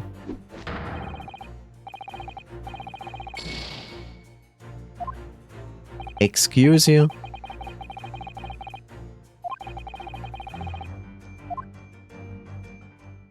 So the thing is basically that I should look at stuff maybe to uncover something new. Is that the idea?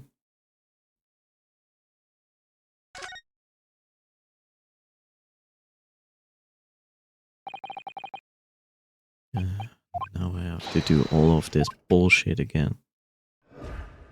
Yeah. Okay.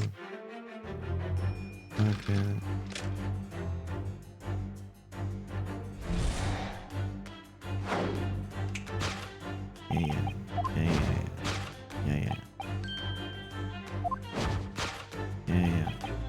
Whatever.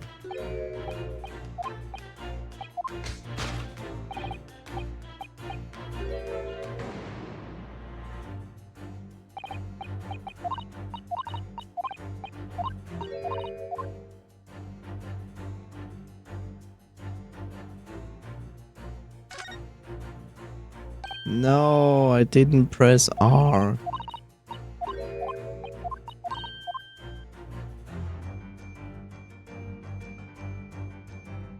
Take that!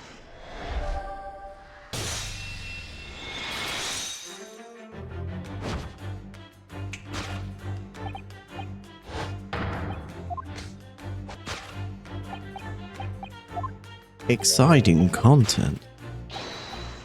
Speedrunning visual novels.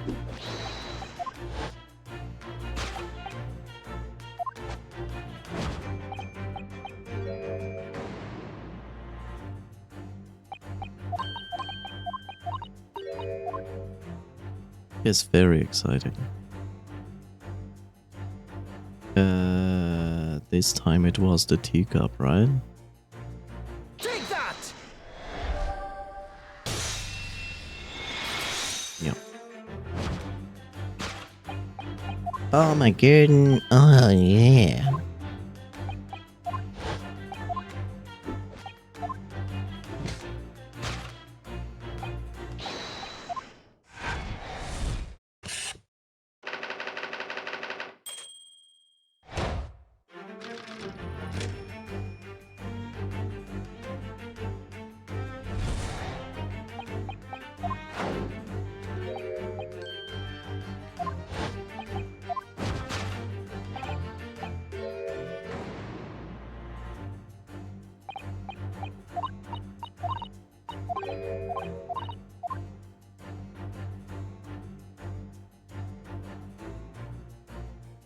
Take that!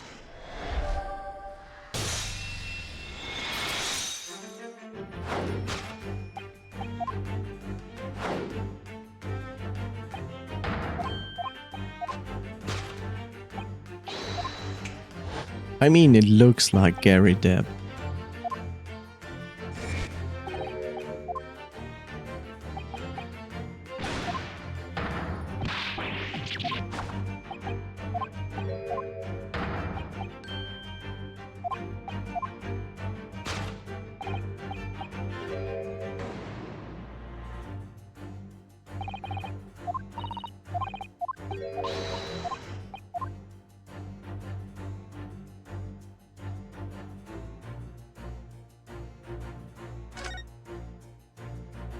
Hi there, Bitsun. How are you doing? It's empty. Empty of liquid, but full of air. That makes you think, doesn't it? Makes me think that you're full of hot air. You should be thinking about who else was in the room at the time. But Susie's quip in response was cleverer than my original riddle. Well, how are you? I'm doing fine, thank you. At first glance, it seems that the only things in this room that are the makeshift stage and the costumes. I overlooked these 3 books initially. I wonder what they are. Let's see. The titles read: The Picture of Monsieur Lecoq, Canterbury Yawnings, and A Meal for Gaborio. Wait, I'm sure I've heard those titles before. Could be just an incredible coincidence, but they're the exact 3 books that Mr. Sasuke purchased the other day. What? Yes, the other day of the unfortunate incident when Miss Green was stabbed. Sasuke had just been to a bookshop and bought them, that's right. And now those 3 titles are here in the room of the victim. Yet Mr. Sasuke claims never to have been here before. What does this mean? What do you think? I really don't know what to make of it. Wow. It had to be discussed first before it could have been presented as a change of. I love when games change what they usually do because that makes sense.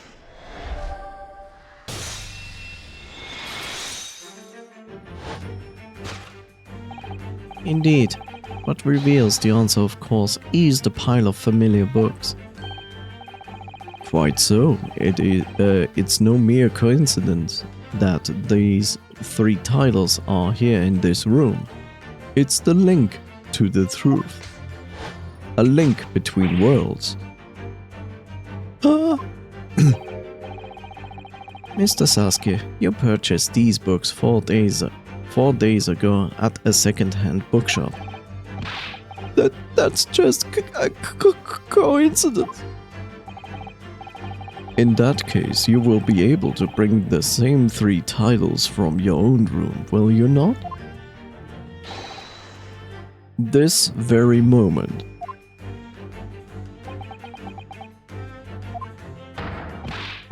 No, never, non-negotiable.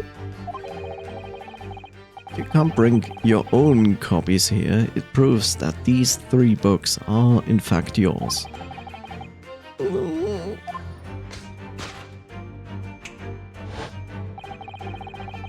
Why is he doing that? Having purchased the books 4 days ago and returned to your lodgings, you were arrested the very next day. So you could conceivably have brought the books here on that evening, but you never mentioned that. In other words, you could only have brought these 3 books here to the victim's room.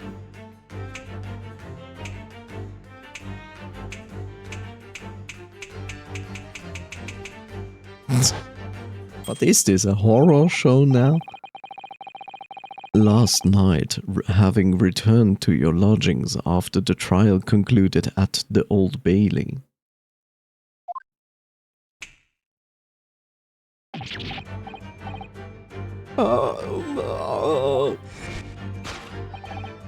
In short, there's only one possible conclusion.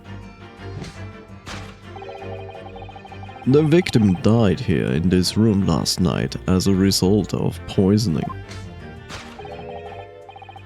And at the same night, the victim had a visitor. And that visitor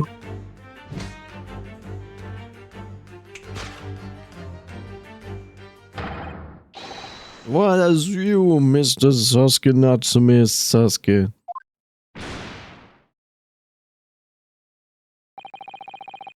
Thus concludes the final act of Herlock Sholmes' great deduction.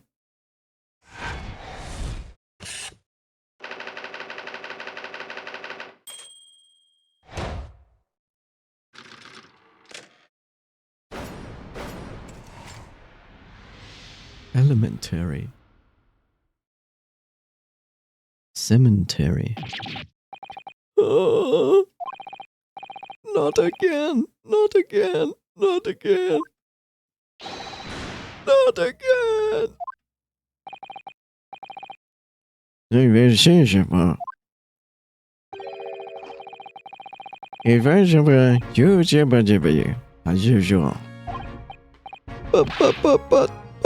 But wait. Hold your horses. Huh? Door, key, locked, entry, exit, entirely impossible.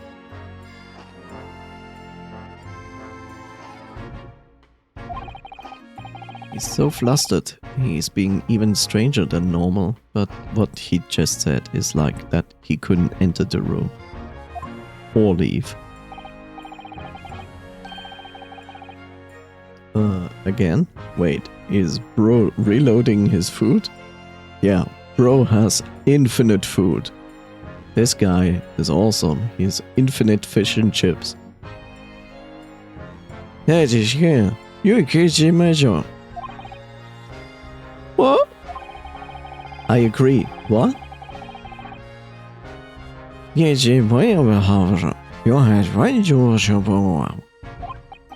But misery me.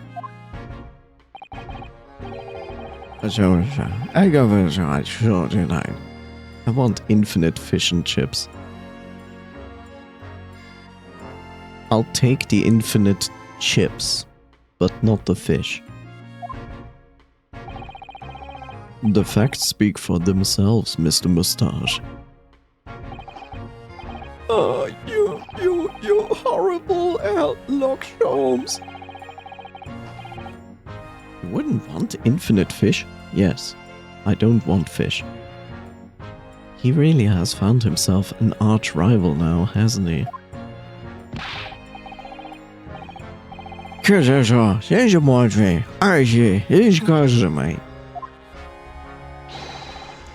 Locum student Mr. Naruhodo Esquire. I never imagined I'd be in the position again, but you have to help me. Please, please, I'm innocent. You could sell the infinite fish to buy even more chips. That is a good point. I would sell the infinite fish, but not to buy more chips. Alright, I understand. We'll come to your cell later and talk about it. Hi, Bob. And one more thing. Yeah? My poor little kitty cat. Please give him his breakfast for me. See? He thinks of cats first, and then of himself later.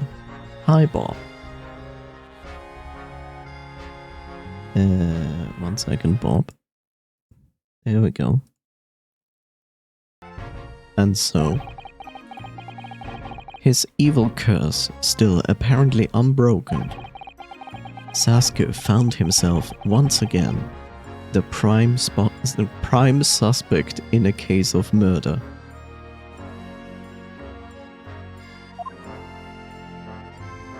Maximus Prime.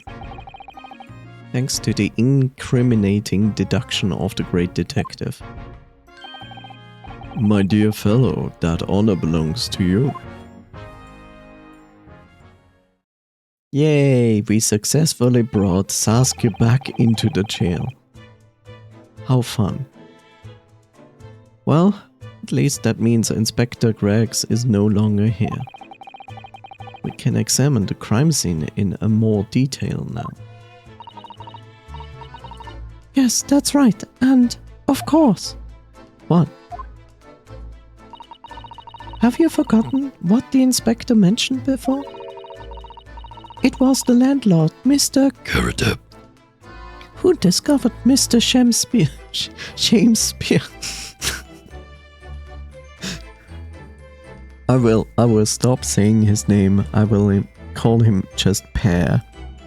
He's now Pear.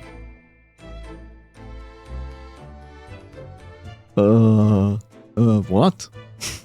What's going on, Angie? Are you surprised? I was not expecting that. That he is Mr. Shamespeare? Yes, he's Mr. Shamespeare. What a wonderful character. He's also dead, which means all his works are going to be valuable now. Ah, Mr. John Curritup. Yes. I expect we could find him in his sitting room on top of the floor as usual. Right, we must remember to go and talk to him later then. Oh no, not talking to him again. Why would we do that? Oh god. Horrible.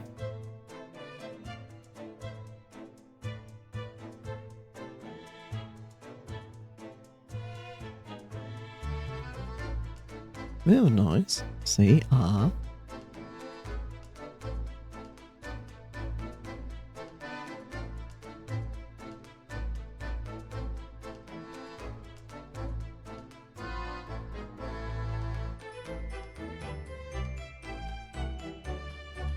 Wolf. Say ah. Ah. There we go. Question, Will Noise. Would you like to play some serious game before the end of the stream?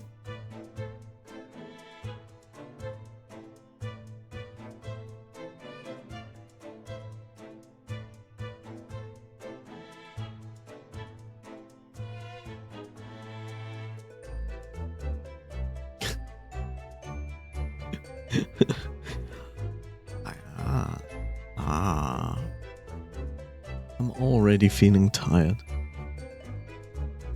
Wake up and smell the ashes.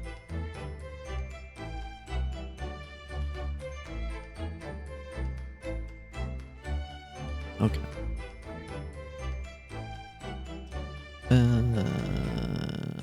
Examine. Oh god. So much to examine in this room. This is some sort of makeshift stage, I think, isn't it? Where does the audience sit, though, for the nightly Shakespeare performance? Actors aspiring to the great stage must practice their art, Mr. Naruhodo, with or without an audience. In fact, on a related note, perhaps you should set up a mock bench for the defense in your office. What? Then you could practice your art at every single day. Your art every single day. I'll think about it. If you promise to don a bear. I think about it if you promise to don a beard and play the role of the judge. But my voice cannot go that low. well. If that would help you achieve your goal. This I have to see.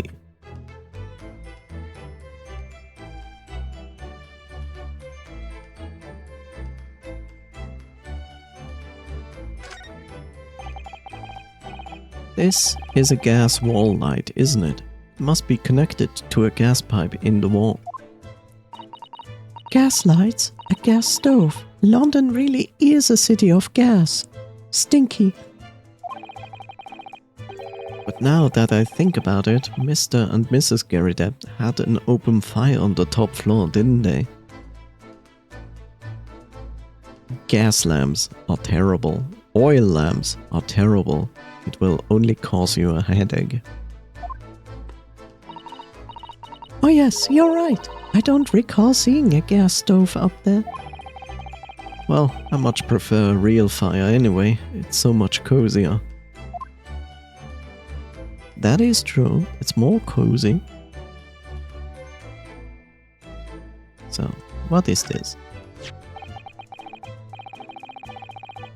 And here we have another disproportionately large machine. This looks like a meter of some kind. Ah, this is a gas meter, I think.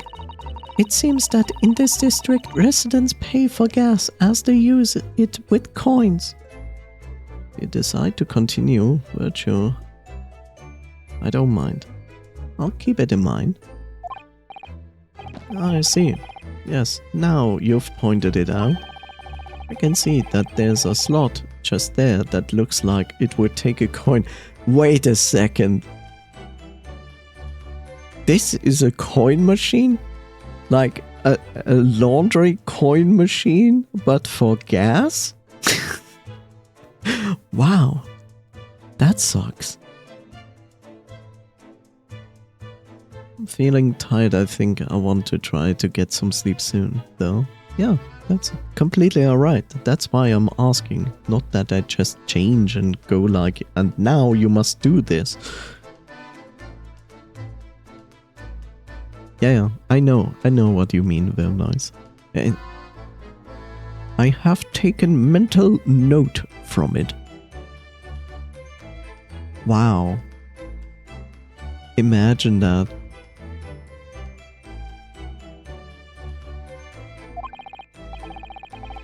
So you mean if you put a coin in here? That's right. That would buy you about 2 hours of gas for lights and heating. Any coin?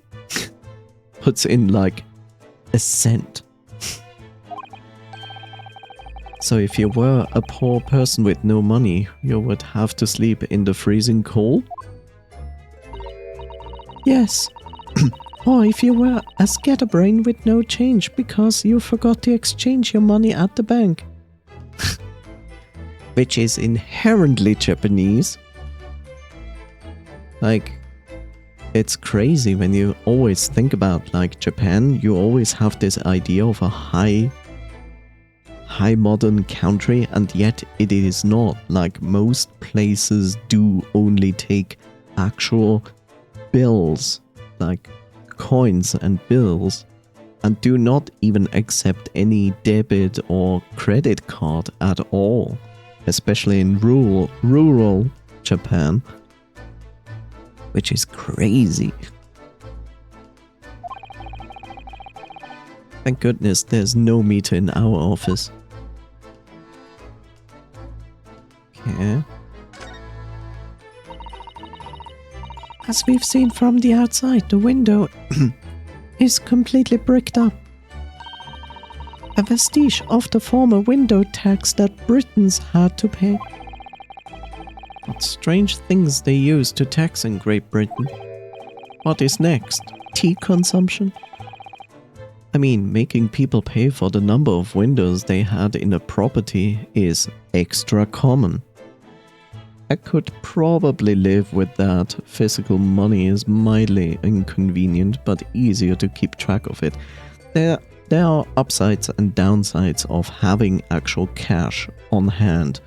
I mean, on one side, if you have it, you can basically pay anywhere with it. Like, nobody's really going to decline your money. But it is a hassle because you have to carry it around in your wallet, and it can be easily taken, and then it's gone. Also, nobody can track when you pay money for something, right? That way. But having the debit card or the credit card to pay is, of course, much easier than having to pay every time with cash. And then you start to accumulate coins, and nobody wants like massive amounts of coins in their own yeah. You say nobody, but plenty of places are becoming less inclined to take cash around where I am. Yes, that is the trend where it goes towards to, but there's also a downside to that. For example, when you pay, if you pay with debit or credit card, then the bank is always taking a cut from that. Not that you as the customer pay this cut, you just pay the prices you pay for, but the store pays for each transaction that is made digitally. They pay like a cut to the bank for that. In other words, the bank makes money with it, and yeah, this money is not really going back into the economy because of that. I had a store here that literally said like, I only accept cash money. For the biggest part that they don't really want to pay this cut to the bank because it's silly, you know. It wouldn't be that bad if the cut was really, really small, but the cut is not that small. So I get that. One is more convenient than the other, but the other is giving you more freedom than the other one. So I have this tendency to use both, but I also have this inclination towards the more digital way to pay because it's just faster, and I just don't feel like to want to carry around actual cash too much with me. But yeah, I can get that. The processing fees that you used to see on debit and credit transactions in the early 2000s still exist. They're just smaller and covered by the retailer usually now. Yes.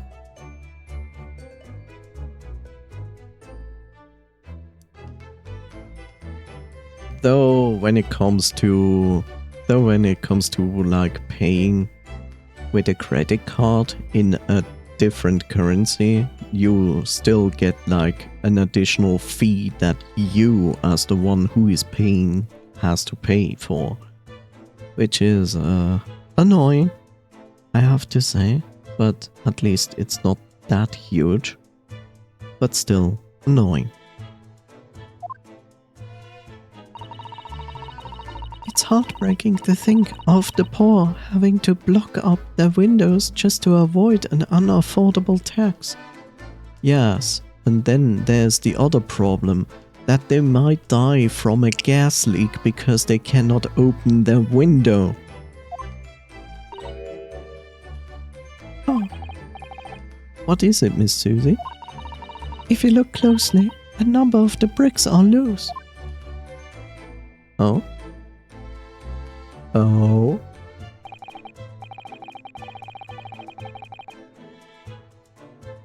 Interesting. Oh yes, it looks as though an amateur has broken out a few of them just there. Why? Why? He puts the soap there, but why? Is someone like giving him soap through that part, or is he... Maybe he is putting the soap there to dry, but why? Trying to get some sleep now. Thanks for the stream. See you. Thank you so much, Noise, for being here. Hopefully you can have a wonderful rest and a good night's sleep. All the best to that. Until next time. Bye bye. Was it Mr. Pear who did it? I wonder, being the lodger renting this room? Ah, look at this, Mr. Naruhodo. On the outside, there's a little ledge. And there's something on it. What? Outside?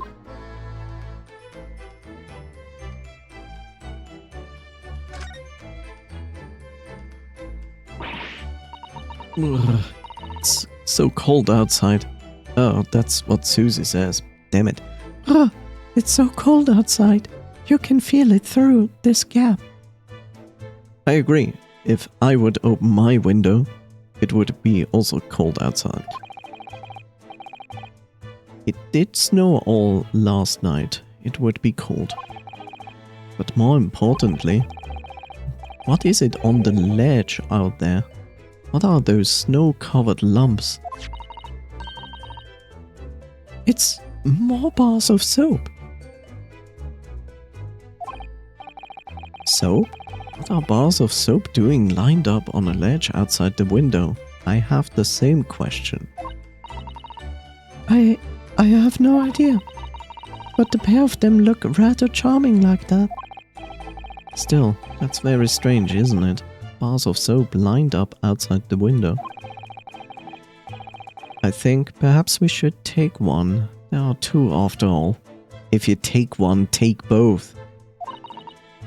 Oh dear, I suppose we could.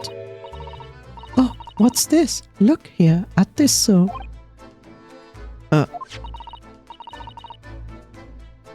Do you see? In the middle there?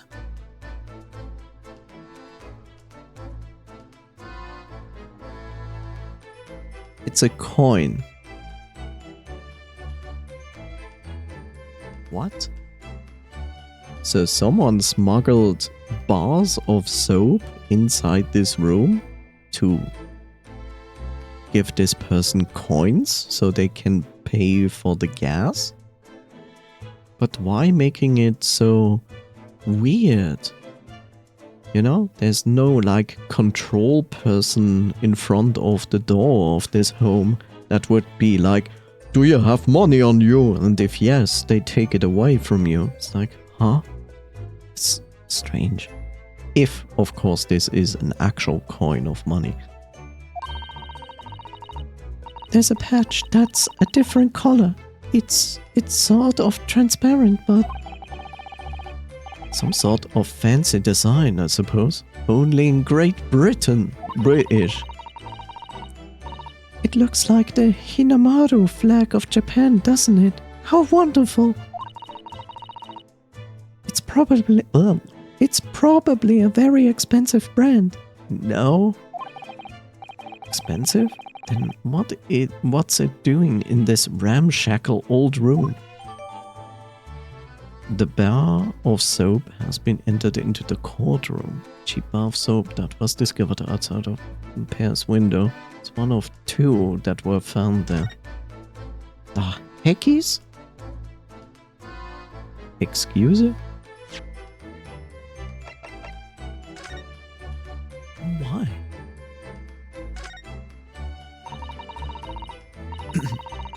This part is a different color. It's an exquisite design, isn't it? Trust the British to turn a boring bar of soap into something special. I quite like it. It reminds me of the Hinamura design of the Japanese flag. I expect this is rather expensive soap. It doesn't seem likely, given who it belongs to. Is this all we say to this soap? I guess we need kind of a tool or scene to expose this. Weird. Okay. Hats with the cats. There's not much. There's not much on these shelves, is there? Just this wine glass and bottle. And both of them are cracked. Oh no.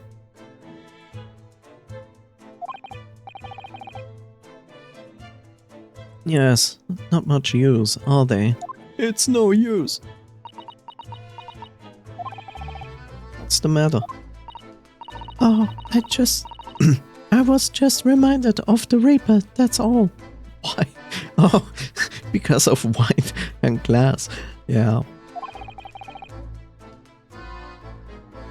I hear you talking bullshit about me. I can smell bullshit from other people. What the fuck are you doing in that room? Prosecutor Lord Van Zeeks? Yes, he's so reckless with his wine glasses. I was thinking it's a waste that he should donate some of the to the needy.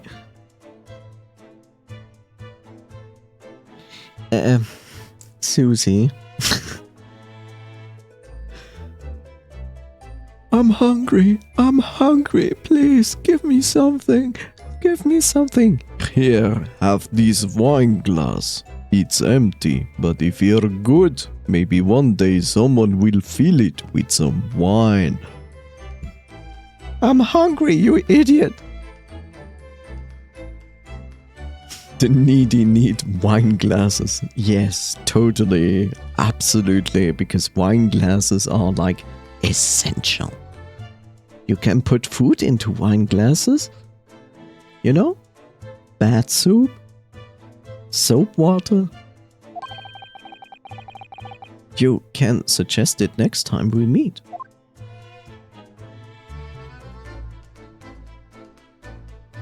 What is this? This bothered me since I saw it.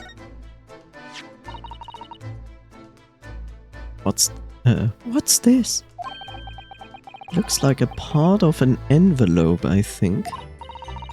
Yes, I think you might be right. Perhaps it was torn off when the letter was opened. Who opens a letter like this? Oh, here's a letter. Let me rip it in the middle apart, because that's how you open one. Is that significant? Well, it's a little out of place perhaps when you look around the room. There's no sign of a letter or the rest of the envelope, in fact, is there? Ah, she's right. And yet, here we have a torn off end of an envelope. It just strikes me as unusual. I agree. Better take this, just in case. A ripped piece of an envelope that was found in Mr. Pear's room. The rest of the envelope could not be located. I wonder who has the other part of that. Meow meow.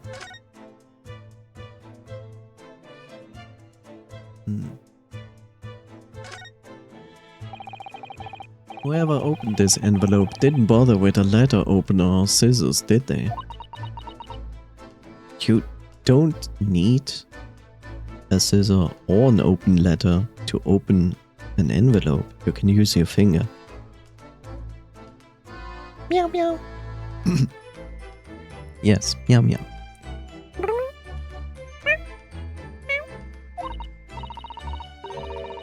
Yes, whoever opened it was clearly someone with an unrefined temperament. And judging from the angle of the rip here, the person in question must have been a Yakuza. Must have been right-handed. How can you tell that this person is right-handed? Miss Susie! Mr. Naruhodo! I think perhaps someone's been reading too much The Adventures of Sherlock Holmes. You can never read too much of it, Mr. Naruhodo. Never! Okay, calm down.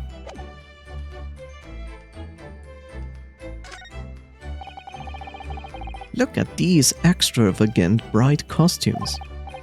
Somehow they look out of place in this room with its grim, shady goings on. This one looks like a king's attire. A king? I've always dreamed of being a king. Oh, I think you would be more suited to a feudal lord, a daimyo, or such like. Daimyo,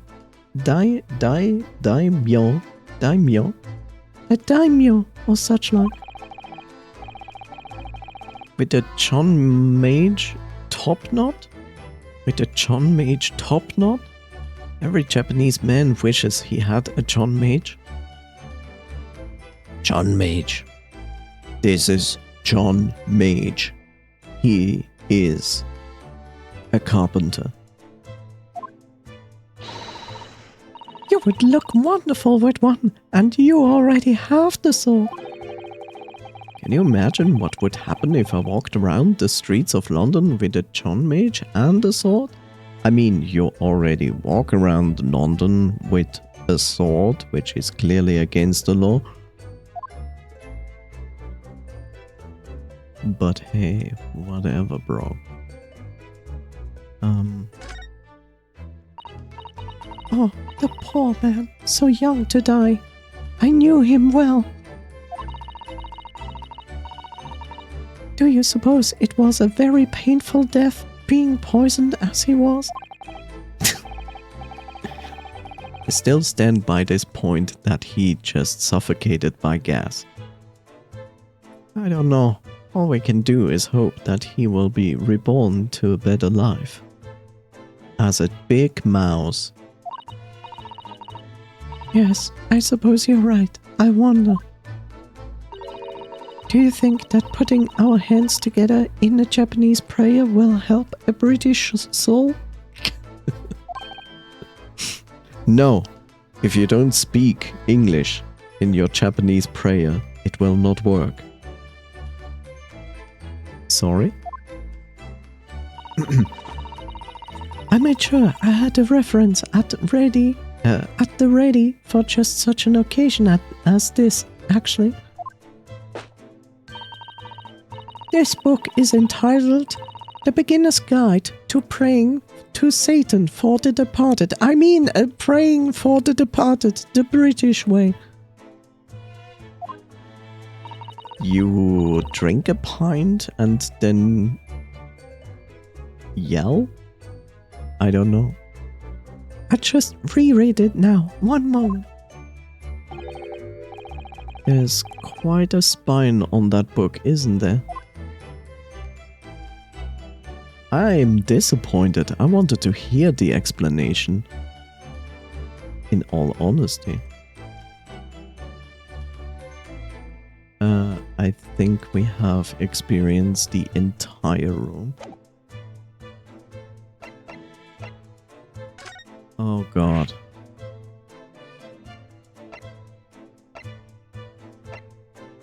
Oh god. Oh god. Oh god.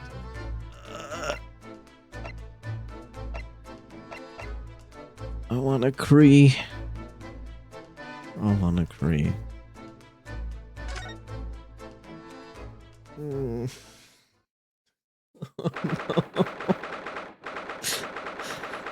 Oh no. Oh no. Oh look, no. Okay, it's still the same room. There's nothing new here. Here we are again. The eccentric landlord's eccentric top floor abode.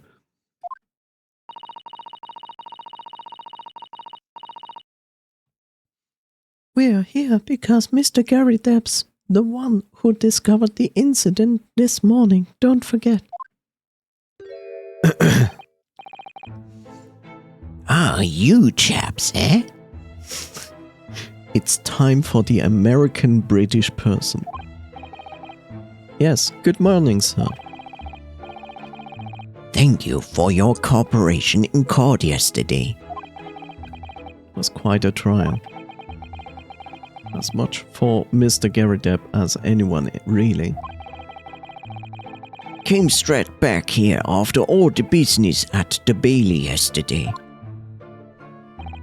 And he's still stirring his cup of whatever is in there with his pipe. Disgusting.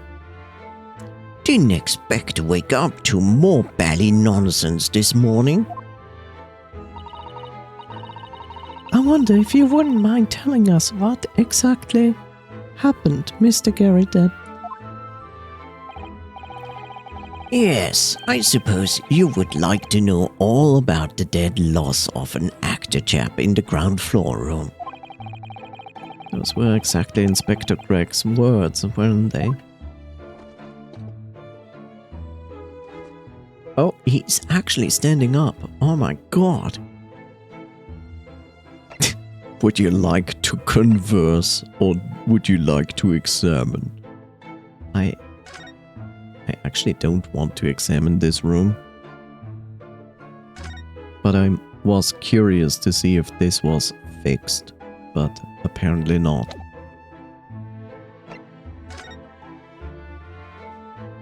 This morning's incident, sir? It must have been a real shock for you this morning. I hear that you discovered what happened. Ah, well, that hopeless actor chap rises at 5 o'clock sharp every morning without fail. But at 5:30 this morning, he still hadn't lit the gas. So I went down and knocked on his door, but no bally answer.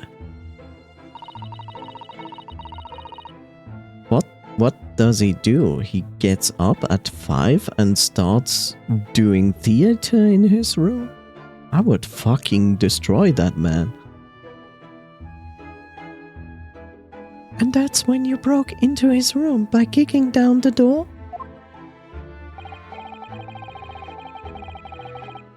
Well, I called on that rum-looking Japanese chap to do the grunt work, of course. Wasn't it a little premature to kick the door down? The man could have just overslept by half an hour. That's very true, Mr. Naruhodo. If 30 minutes oversleeping warranted such behavior, I'd have to kick your door down every morning. Oh, wow.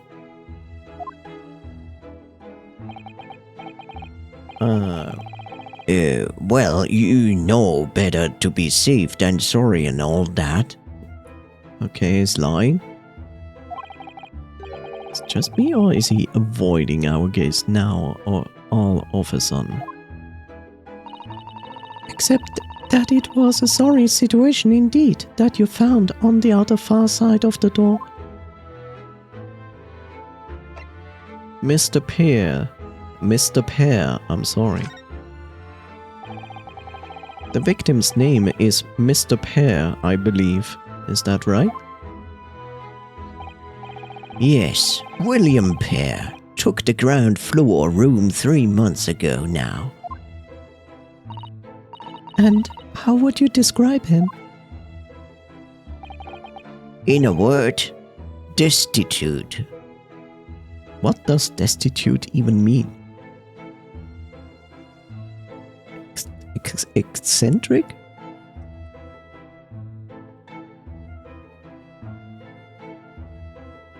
Oh, it means poor.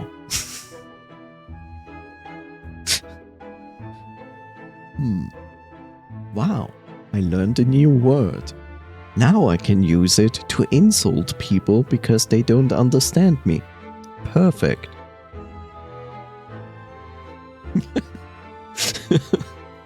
You look so destitute today. Oh, thank you.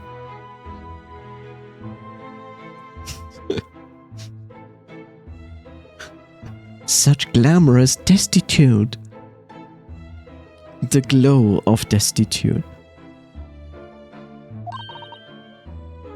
Destitute?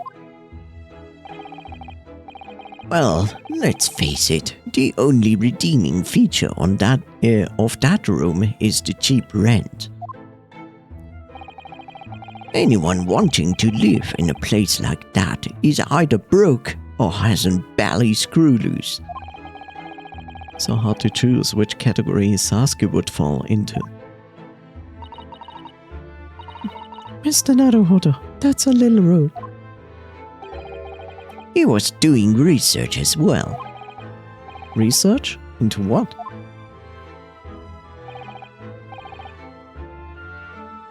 Shakespeare, of course. Shakespeare. But he is Shakespeare. Okay. Read a few plays of the old bard myself, you know, Romeo and Hamlet and all that. Yes, who doesn't remember Romeo and Hamlet, the first gay novel from Shakespeare?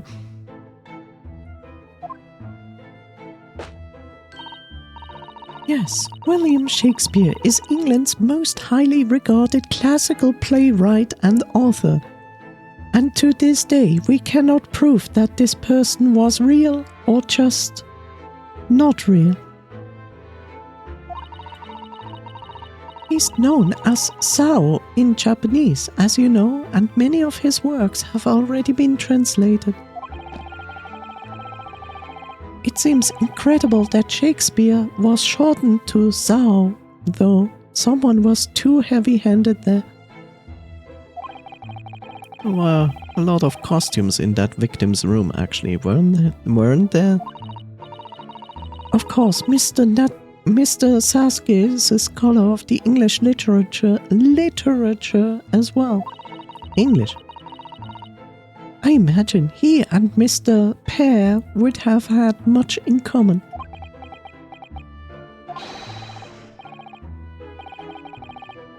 What? Shakespeare interpretation disagreement leads to shocking murder. Let's hope it's not that.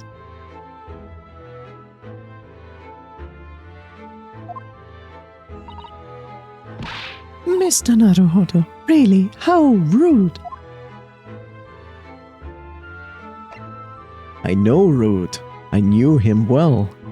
And he's a funny guy. Pretty bald for a guy. After Mr. Sasuke's trial yesterday, you came straight back here, I believe, didn't you? Did you notice anything strange between then and this morning? Well, now, must have been about 6 in the evening by the time I got home. Snow was coming down rather heavily, as I remember, and it was completely dark already. That failed actor chap was out at the time. Time to code. Num num num num num. Don't punch your screen too much, Epito. Mr. Garrett. Notice there was no light from his room or something, I suppose. No, his window is bad with. He cannot see inside his room. How should he know there was light in the room? Unless he walks past his door and sees the light from below. That I can accept. What if the screen is punch resistant? Yes, that would be very useful actually. You know? Like a rubber coating on your monitor that no matter how hard you punch it, it just pushes your fist back.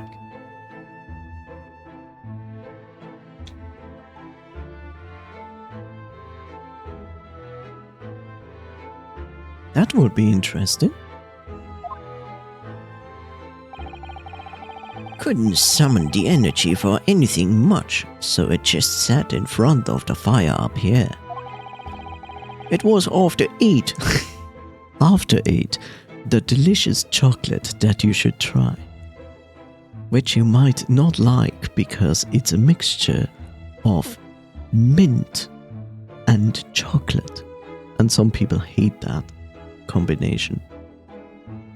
It was after 8 before Pear got back. And that chap was up until past 1 in the morning, I'll have you know. Suppose he met his end sometime after that. I was asleep by then, so I'm rather in the dark here. Well, thank you. That was very illuminating. Is everything alright, Miss Susie? Well, I was just thinking it's a little strange, that's all. Mr. Carrot, You were up here in your room all evening, if I've understood correctly? not a big fan of the stairs, not with this blasted leg. Then, how is it that you seem to know? The precise movements of your tenant on the ground floor, I mean. Oh, now we have discovered the flying drone that Mr. Carrot, is using. That's a very good point. I can't imagine that you could hear noises from ground floor all the way up here. Is this old man spy on his tenants? Is that it?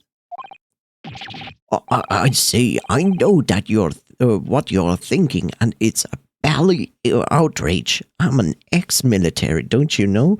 That makes me prime suspect to have observation about everything, know what's going on, at which time, and have like logbooks lying around here.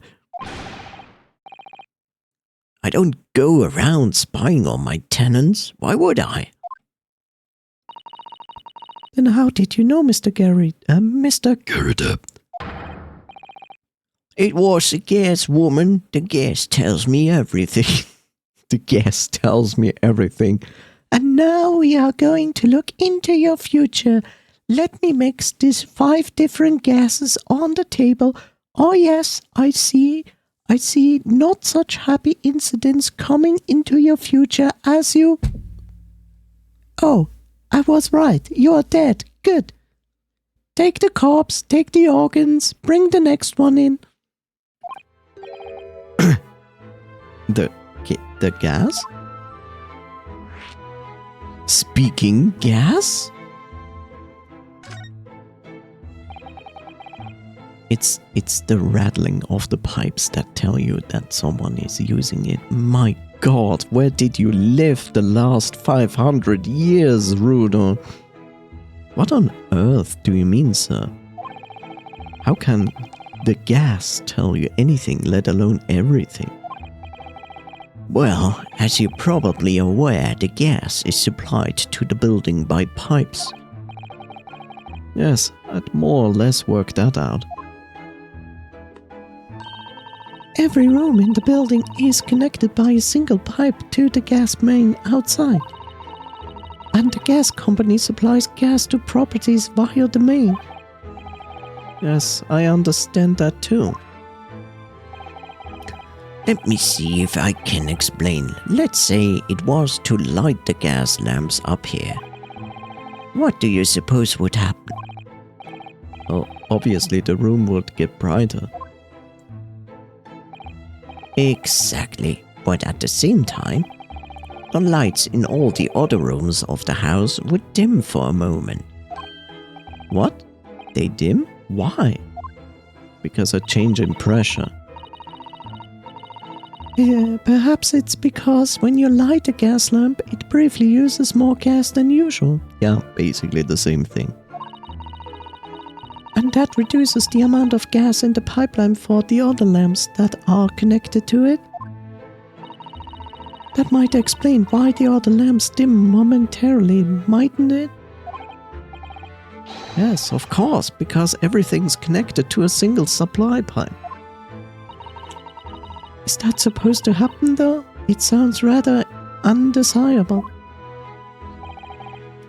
Jolly good point. Fact is, the gas company's pipes in these parts are pretty hopeless, long worn out, and barely got any gas in them to start with. Opposites, also true, of course, extinguish the lamp up here and they glow brighter in the rest of the house. Ah, right, I see. So by watching the flickering of the lamps in one room, you can determine what's happening elsewhere. You've got it. Oh, of course, because when people come back home in the evening and before they go to sleep at night, what they are guaranteed to do is either light or put out the lamps and fires. Yay. Clever.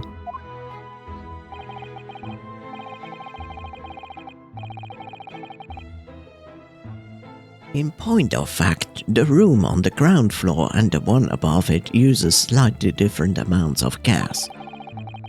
By watching the lights in here closely, I can work out almost exactly what's going on in the whole house. Gosh, that's fascinating, Mr. Character. Absolutely fascinating. Oh well, nothing to it really. And I can't really see that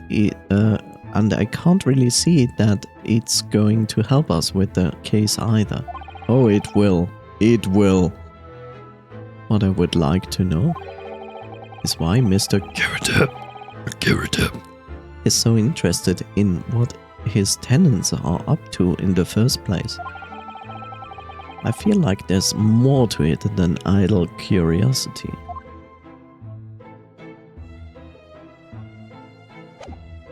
Okay. I really don't want to examine this room, if I'm perfectly honest.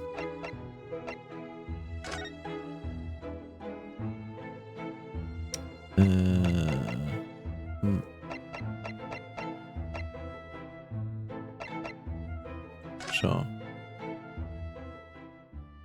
But this is Briar Road, okay.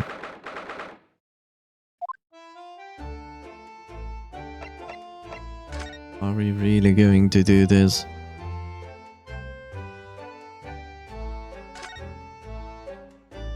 I do not see anything new going on this street. Why has somebody built this snowman on some sort of pedestal, do you think? What? That's not a pedestal, Mr. Naruhodo. That's part of the snowman's body. Really? But it already has a perfectly good body. Well, it's true that British snowmen are usually made with 2 balls of snow. Perhaps this is a foreigner. And now we're looking at him as if he's strange. Poor man. I know how he feels.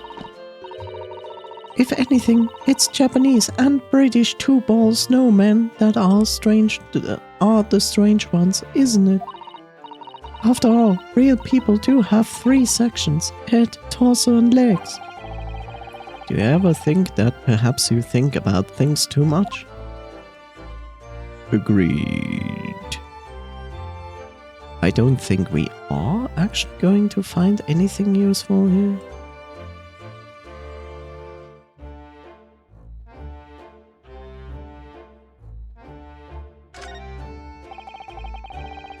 London's blanketed in fog again today, and the sky is covered in cloud. In cloud. Cloud strife all over the sky. But if you look carefully in the distance, you can just make out the crystal tower being built. Ah, the Crystal Tower, yes. I remember this one from the Final Fantasy series we have in Japan. The centerpiece of the great exhibition that's to open in 6 months' time. Everyone's talking about the great exhibition of London at the moment, it seems. Well, it's to be the largest event of its kind anywhere in the world, with technology and scientists from all over. I'm especially awaiting good explanations from the flat earthers. Those scientists are the best. I can't wait for it myself. Do you think visiting students from the Far East like us will be granted entry? No, because we hate foreigners. The last great exhibition that was held in London had more than 6 million visitors, it seems. 6 million! That's like 90% of all the people on this planet.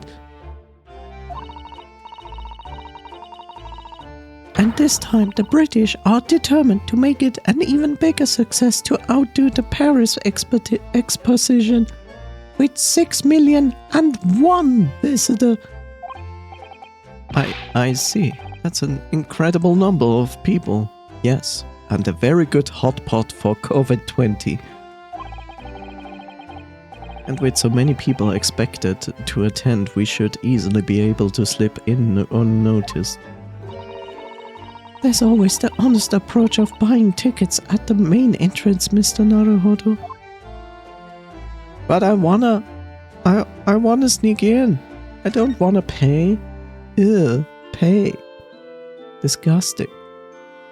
Yes, actually there it is, the Crystal Tower, which is basically the Eiffel Tower from Paris. Leave alone Washington. Like, what? Look, there is the soap. With the exception of the top floor where Mr. and Mrs. Garrett live, all the windows are bricked up. Yes, that's because of an old window tax that was charged on the number of windows a property had. In order to pay less tax, the poorer members of society filled in many of their windows. But the tax has since been abolished, hasn't it? So the windows could all be opened up again. Sure. Why I'm saying this in her voice, but the tax has since been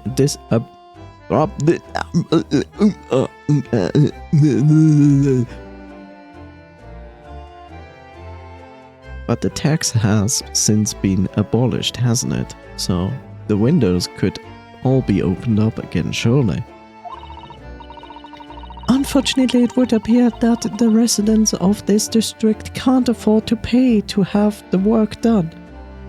Yes. Because it is so difficult to do it yourself. All you need is a sledgehammer. Well, to some degree. Read slowly. No.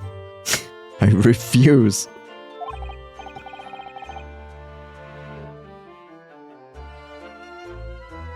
Yes, that is a sad state of affairs. Especially for people like poor Mr. Sasuke, who have to live all cooped up in a windowless room. Sniff, sniff. Jesus Christ. Jesus Christ is dead.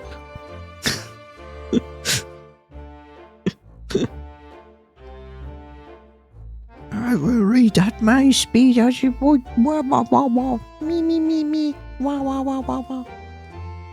I suppose that's the price you pay for living in a very cheap accommodation. It all seems rather pointless when you put it like that. I still don't understand why you would put soap outside your... Why? I still don't get that. I demand an explanation for that. He died from watching people butchering the English language. The only sin he couldn't bear. Yes. The household and Mr. Sasuke's lodgings are in a prominent position. Are in a prominent position there on the corner. Sometimes when I look at the building, I can't help feeling that it's a bit of a slant. It does rather look as though it would collapse in the...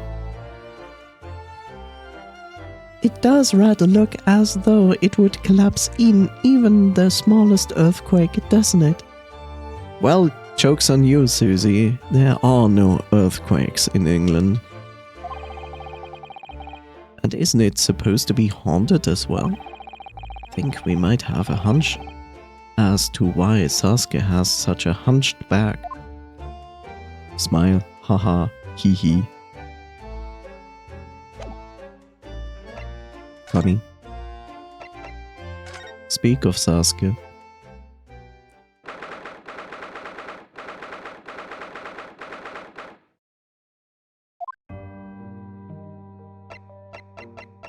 The fuck? Why he is not yet in his cell? Excuse you?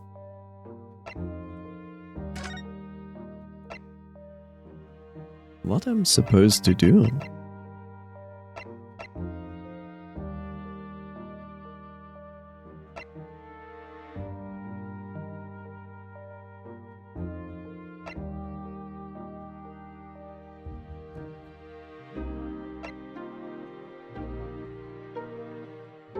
I feel we need to spend a little more time investigating here. Susie, I investigated everything in this room.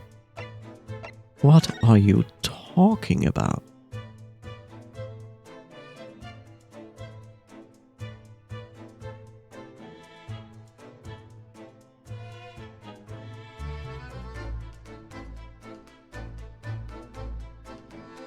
What? What? Okay, fine. Ah, one of the teacups that Mr. Pear and his guest drank from last night. But don't go drinking from them, Mr. Naruhodo. There's bitter poison inside. Not planning on drinking any, don't worry. Anyway, the cups are both empty.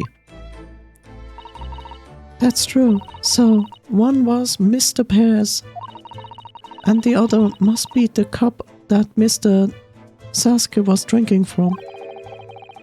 But Sasuke wasn't poisoned, of course. Perhaps we should take these so we can examine them in more detail later and apply this reagent that suddenly appeared from an alternate dimension to prove that it is poison. Teacups used by Mr. Pear and Sasuke. Okay. The one with the green line around the rim was Sasuke's. That's very specific.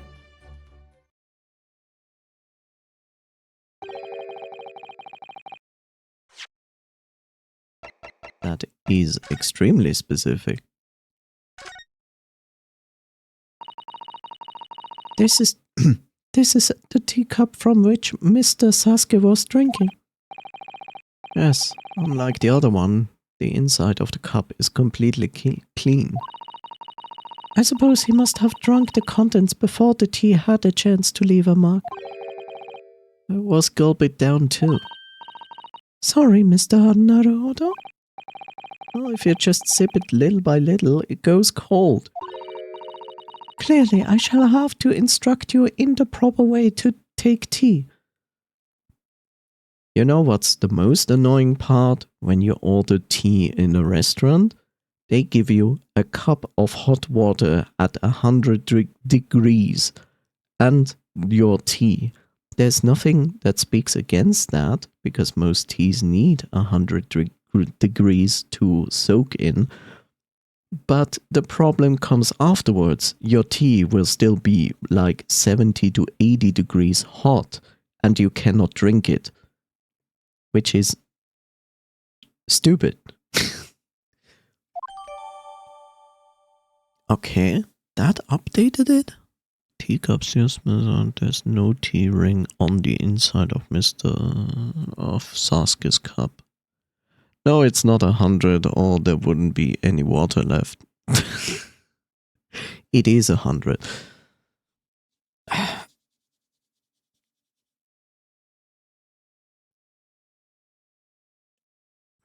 Look, it's 100 when it's boiled. When it's put into a glass or a cup, it already goes down in a few degrees. So therefore, yes, you are correct.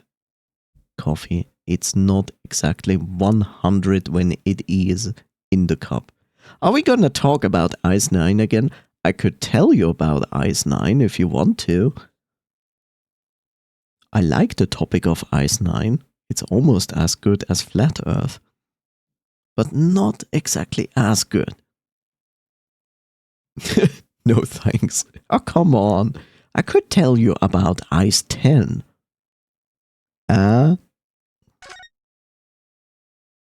Imagine Ice 10. Oh, I see what they mean. Okay. This must be the cup that Mr. Pear was drinking from then. It's stained on the inside.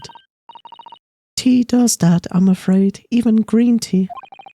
Oh, really? I never noticed before. You never noticed? Well, I never leave it in the cup long enough to leave a mark. I like to gulp it down. Drink tea while it's hot. That's the Japanese way, isn't it? Oh dear, so many people seem to have the wrong idea about our culture, and most of them are Japanese. Earth is a D20 shape. Is D20 shaped. Correct. Water will hold the state at 100 degrees, but apply any additional energy at that temperature will cause it to change state. Yes, but even pouring the 100 degrees water from one thing into another already reduces the temperature by 1 or 2 degrees. That's why you can actually adjust temperature of water by just pouring the water back and forth between two cups to reduce its temperature. So if I slap water at 100, it evaporates. Yes. That's how it works. You're a genius, Coffee.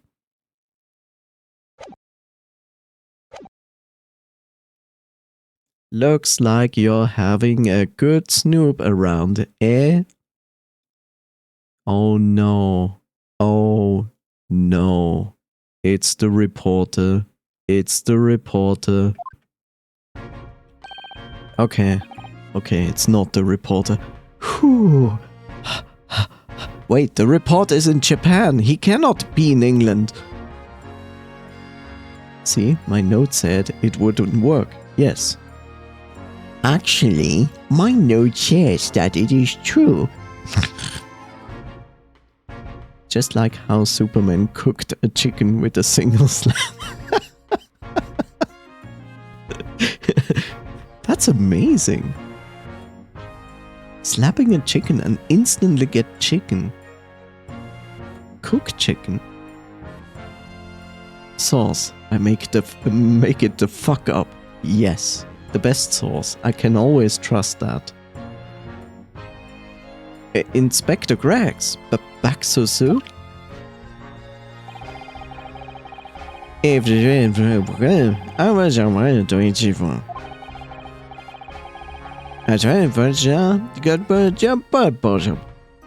like the chicken would fucking explode before it insta cooks in a hit by Superman situation. Look, if Superman is considerate, then he would put some dough.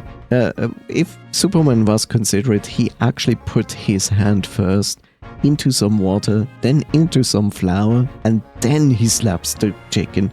Not only will the chicken itself fall apart in pieces, it would also become an instant Japanese karaage chicken, aka a breaded chicken. I think the pieces that exploded would also be cooked, which also counts. Yeah, basically. Oh, I see. Well, we'd better be leaving then. Poor Sasuke must be feeling very low being back in a cell again so soon. Could be worse. He could feel like Cross. He's alive! He's fucking alive. Uh-oh. Uh-oh. Mr. Pear is alive. Are you saying that Superman is an air fryer? Yes. I fucking love karaage chicken. Superman air fryer confirmed. Yes. I make those for a living. Nice. I'm sure we should probably go and... What's wrong, Mr. Naruhodo? Do you see anything strange? Yeah!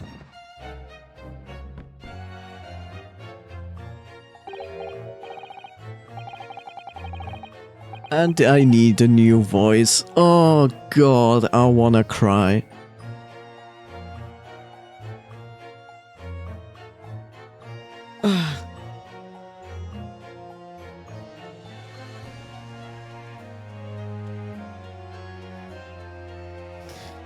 I know it tastes amazing, but after making making it a million times, I wanna kill myself. Got a good himbo voice? Do I?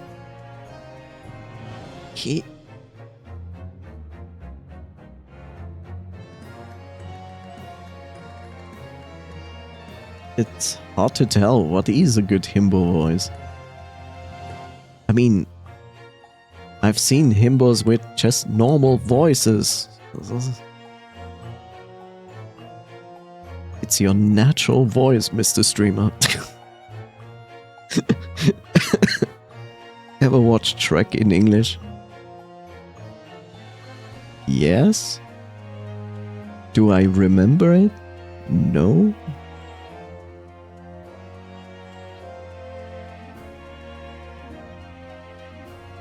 Mr. Onion Boy.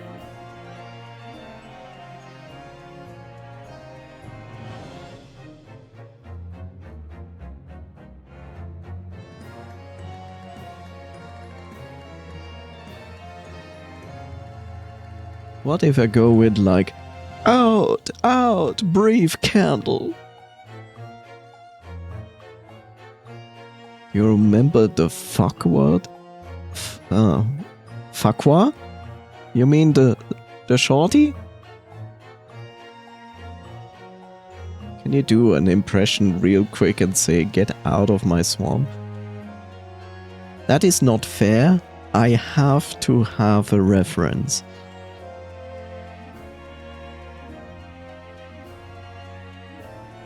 Farquaad, or however you spell this name. Exactly like you just wrote it, Angie. You mean Markiplier?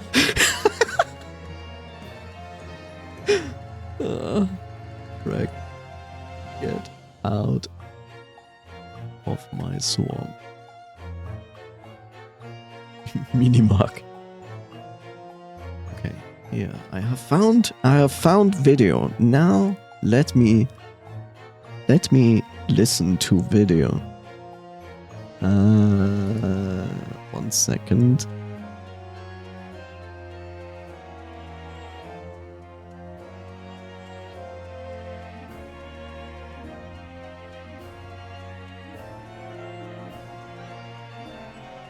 Okay, this is a joke video.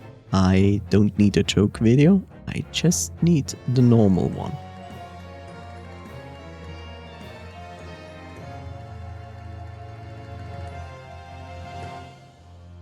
Why is this?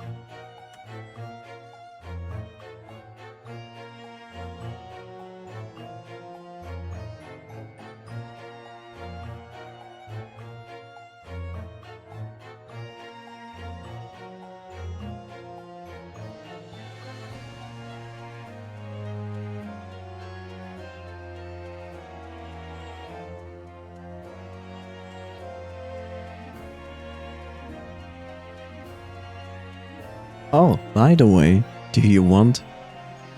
Shall I remind you that Shrek 1 came out in 2001, aka 24 years ago.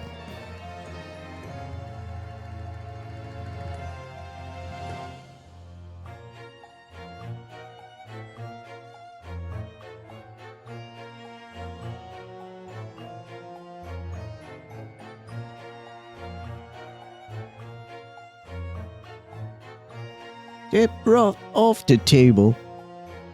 Huh?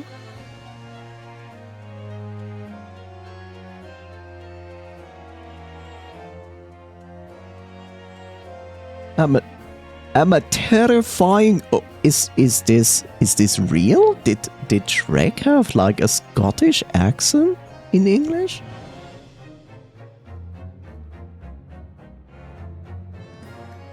Did Shrek have a Scottish accent?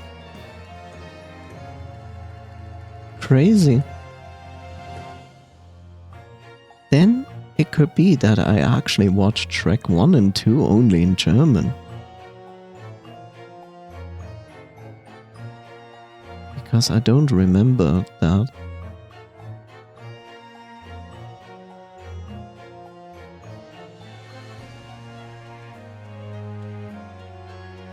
What do I have to do to get some privacy?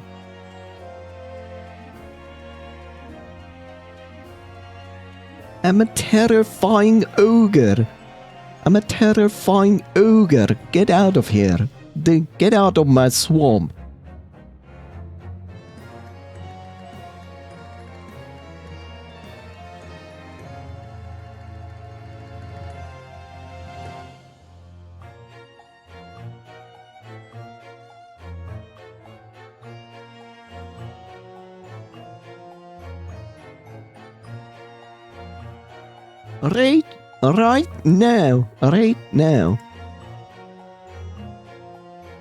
Right now. I mean, I can give him a Scottish accent. He doesn't look very Scottish, though. I mean, every dwarf is Scottish. You're very Scottish with the dwarf. A roaring fire in the halls of Moria. Let's go there, Gandalf. Maybe I can try that. Out, brief candle. Life's but a walking shadow, a poor player. I mean, I can do that.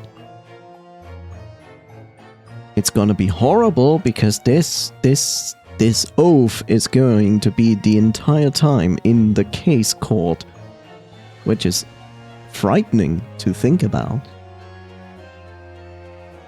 This curly guy looks like he should be more French or Austrian.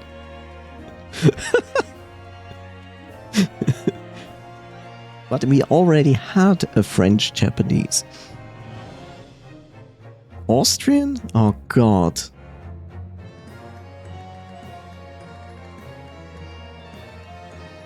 Then I rather do the dwarf.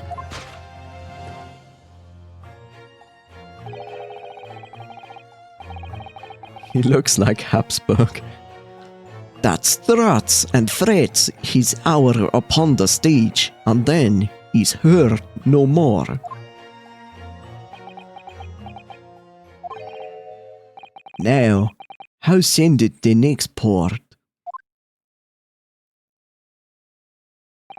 He's basically related to the inspector, because the inspector is like, that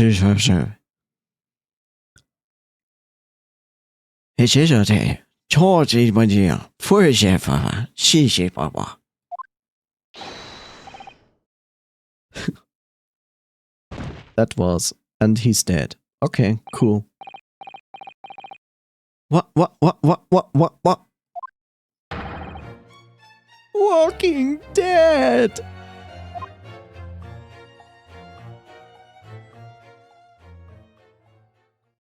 I like how the inspector is completely not shocked by this.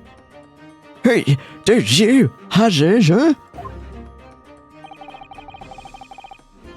What was that nonsense he was saying though? Kick his nuts to check if he's alive. I think, yes, it was from William Shakespeare's Macbeth. You mean Romeo and Hamlet? A soliloquy. What the fuck is that name, that word? A soliloquy. Soliloquy. Soliloquy. It's a soliloquy. What the fuck is a soliloquy? Soliloquy.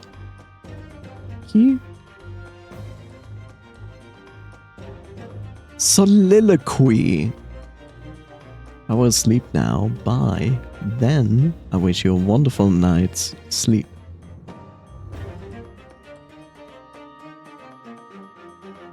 Why do we have a very complicated...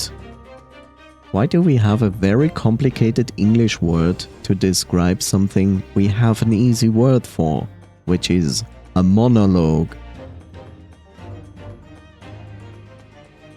Why do we have soliloquy as a word when there's monologue? Soliloquy, soliloquy, soliloquy. An act of speaking. Yeah, no.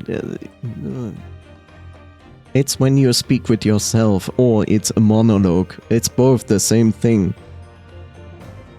Sports. And is also a word.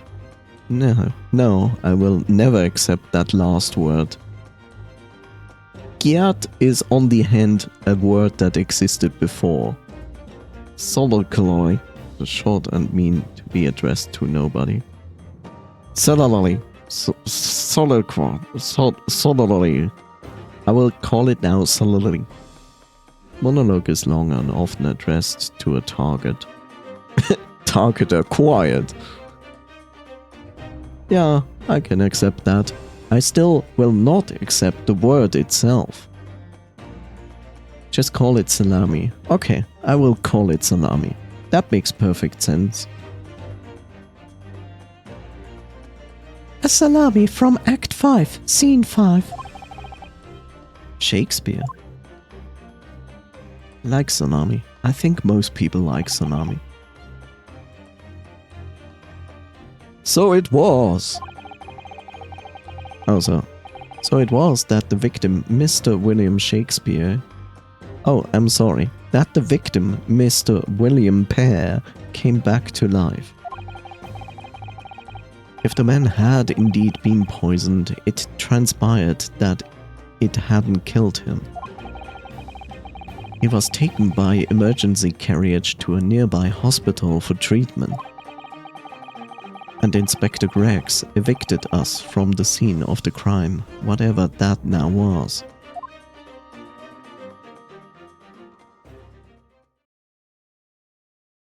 We were banned. And look, someone is interested in this. Who is that? He looks like this one character with the long nose and the curly black hair from One Piece. Which I forgot his name, but it doesn't matter too much. Whatever do you think will happen now? Well, we go home and have a cup of tea. Good question. What a strange situation for Mr.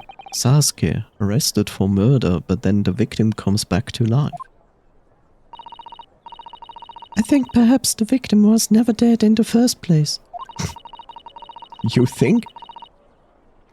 It seems very likely that Mr. Pear did consume poison, as we deducted. Or maybe he just had a gas leak. Who knows? But it was an accident, attempted suicide, or attempted murder? I tried to murder myself. You are hereby convicted by trying to murder yourself. No! Oh, I'm so glad we found the murder. No! Oh, the murder was me. No! Bruh. Until until the truth can be established, I imagine the police will keep Mr. Sasuke in custody and custeds. I suppose so. Let's hope it doesn't come to anything more than a night in the cells. Oh, what's this? Notices your...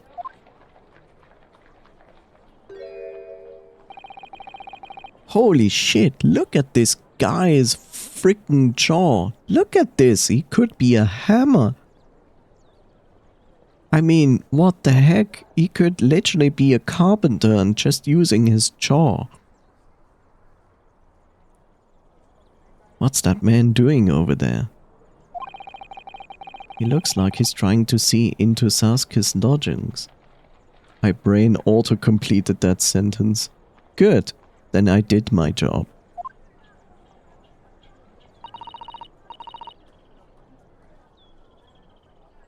Is something wrong, Mr. Naruhodo? Excuse me, could we have a word? Oh god. Why is everyone posing? He just ran off. I feel sure that I've seen that man somewhere before. Where was it?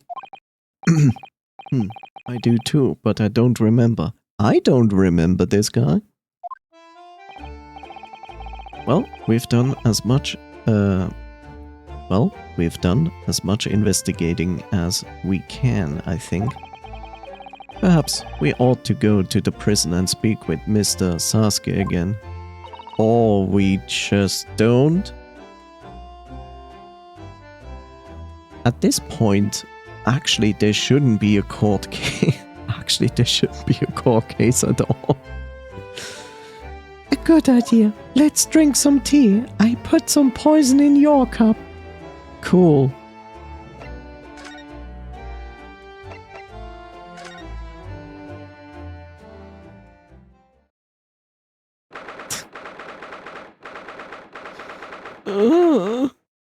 I wonder if he likes the news that he's basically a free man now.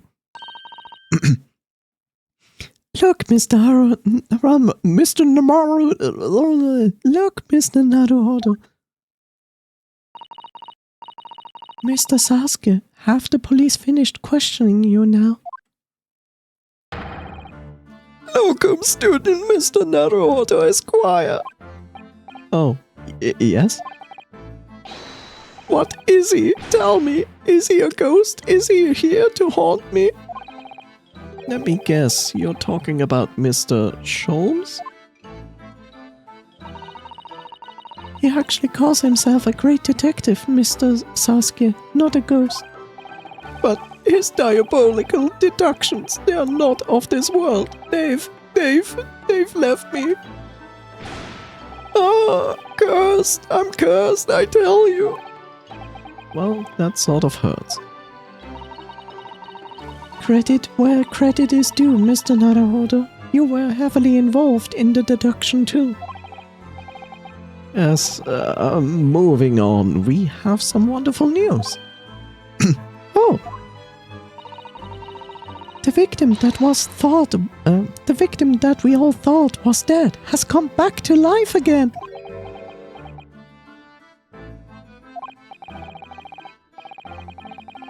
Oh, in the absolutely worst case, you could only be tried for attempted murder. What?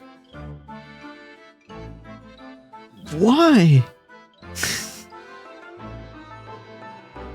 This guy could just say like, oh, I wasn't, like, I don't know, he passed out of hunger or something like that.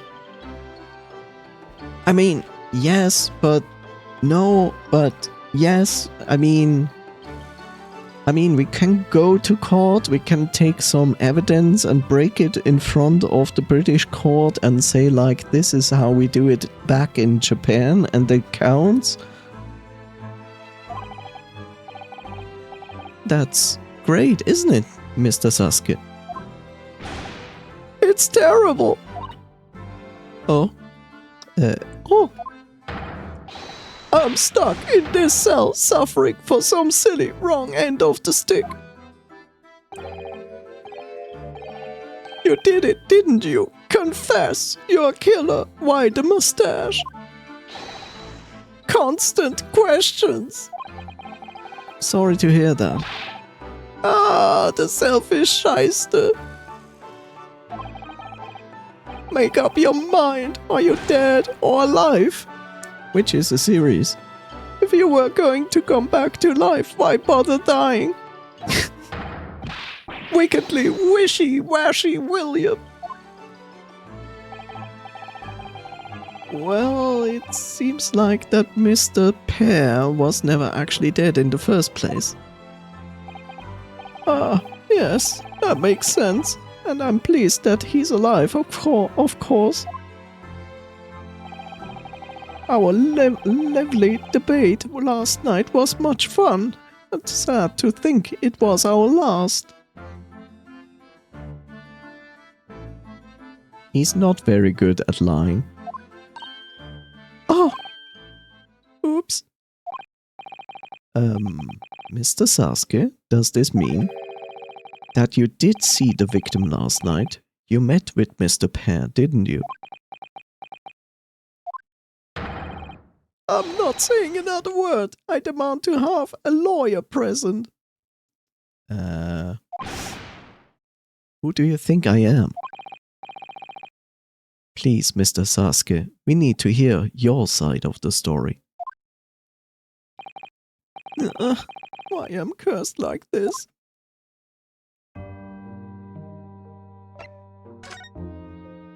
What happened? Can you tell us exactly what happened last night then, Mr. Sasuke? There's nothing to tell. But, Mr. Naruhodo Esquire, I'm eternally grateful to you for helping me with that accursed case yesterday. Case that saw poor Miss Green hospitalized after she ended up with a knife in her back. Blah. It's hard to believe that was only yesterday. After the trial was over, I trudged my weary way back to my lowly lodgings. And that evening, at 9:30, I visited Mr. Pear. So you did go to the victim's room then? That's what he just said. As we feared. I didn't do anything wrong. I'd never been to his room before. It was the first time. Then what made you decide to go? I bumped into him when I arrived back at the house. We got chatting and it developed into a discussion. But we had to go out, so I bade him farewell. That ties in with what Mr. Gerda said. That the victim went out and came back after 8. We met again later that evening at around 9 or just after, when I took him some nice tea I'd brewed as a gift. So it was you who brought the tea that had been clearly been drunk at the scene then. And I suppose you were discussing the works of Shakespeare, were you? Yes, that's right. That's exactly right. Romeo and Hamlet and Juliet in between and Knuckles. Who was the stronger? It was a delightful debate. Knuckles won, of course. I'm sure. Such a stimulating subject, Shakespeare. And the debate became very heated, so you slipped poison into Mr. Pear's tea? No, never, not at all.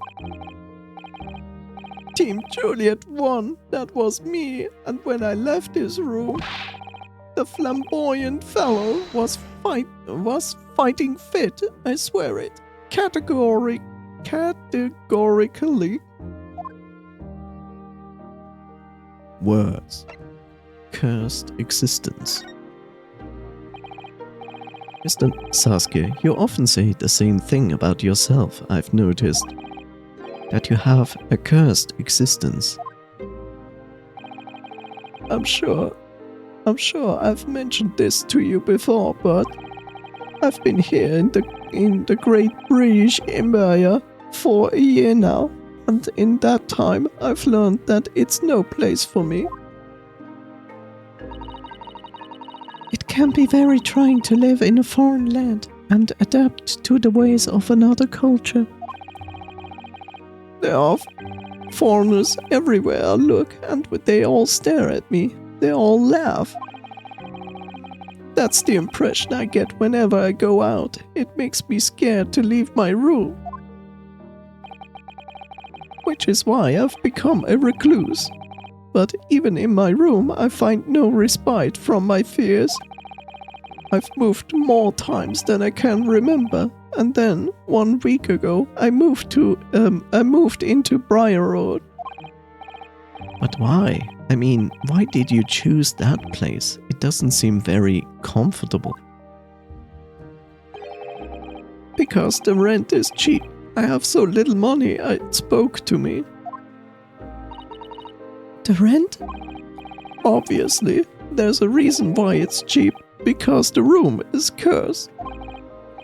Cursed? Cursed how? The previous occupant, the man who lived there before I took the room, died there. Oh no!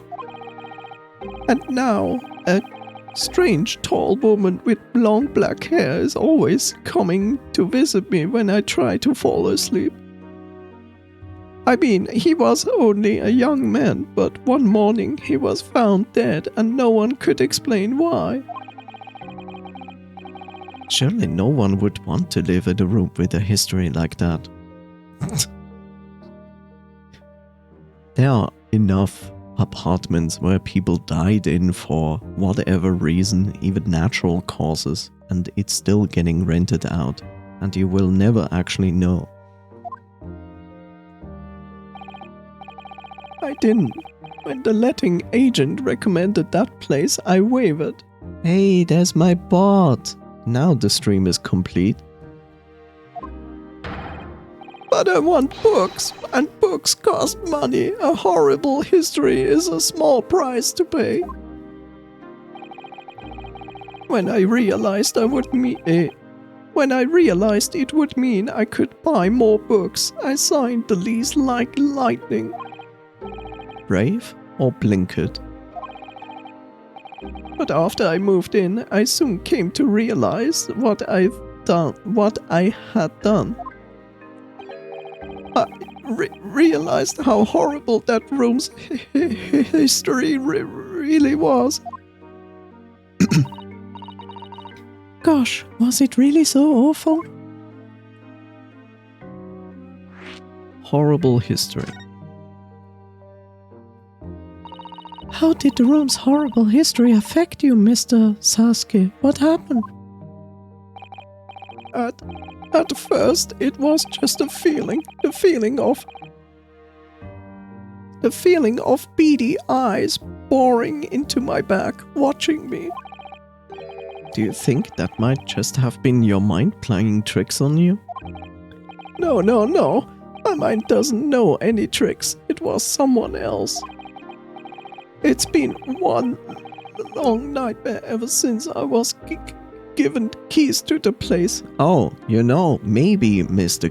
Garrett was spying on his tenants and has like some, you know, I don't know, some inversed periscope contraptions built into the house. Who knows? A nightmare? You've been having bad dreams, you mean? All the souls who've died in that room lean over me in my sleep and try to strangle me. That really is horrible. Or maybe it's a gas leak. And now I come to think of it, it happened again last night too. Maybe it's a gas leak. The very same night that Mr. Pear was writhing in agony from the poison in his body. Why does he know that there is a poison involved? I mean, we made the deduction when he was there, but why? Never mind. I was on the verge of being suffocated silently by those miserable spirits in my room. Or it's a gas leak. You simply must move out of that room as soon as possible. Unless you like breathing gas. Yes, you're right, I know it, and that's why. I'm already searching for the next room with a history to call home. I think perhaps you should try to avoid accommodation with any kind of history at all. Build yourself a shed outside and live in it. Otherwise, I'm scared that you yourself may become history. Phew, Susie knows how to make that man listen. That was very rude of you, Susie's son. Of course. Mr. Lord of the Manor is worried about the curse on my room as well. You mean Mr. Goethe? Yes, he knows that if people keep dying there, he will never be able to rent it out again. Well, that is true. I, for one, wouldn't go near that place. Your cat is living in your place. Can we please take the cat out? Oh wait, we already did. Or maybe we did after this case. Perhaps. That may explain why the landlord pays so much attention to the gas lamps and his tenants' movements. You mean? You mean because he's worried about their well-being? I beg to differ. Doesn't seem to have an unusual... He does seem to have an unusually keen interest in the amount of gas in the pipes. Must be a reason why he keeps such close tabs on the occupants of his let rooms. What do you mean he pays so much attention to the gas lamps? Oh, dear no, it's nothing to do with you, Mr. Sasuke. Please forget I said anything. Go back to your room and breathe some gas. Oh, now you're talking about me behind my back as well. What's important is that Mr. Pear isn't in fact dead at all. Once he's come around, he's able to tell us what happened. We'll be able to get you released. Yes, please. Oh, I do hope you're right. Ahem, excuse me. Oh god, it's him. Inspector Grex. It was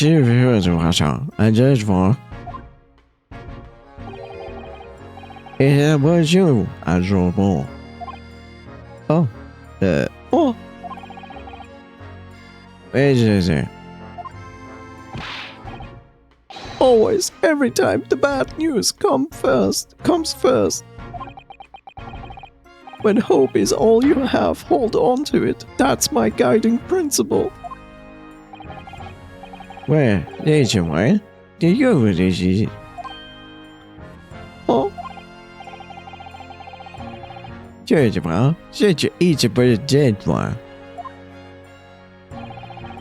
then why did you ask my preference? Hey, buddy, fun too much, baby. Are you going to catch it? Catch it in you. yes, we saw it happen in all its terrifying glory. It means like daughters. We demanded to get reversed some formally. Oh, isn't that wonderful, Mr. Sasuke? Thank goodness, it's all over then. I can leave this somber cell. Yeah, that's What? Why ever not, Inspector?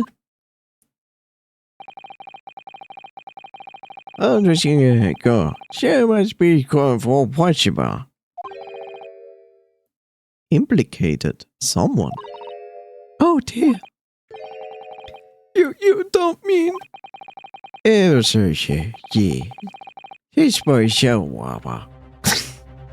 Why?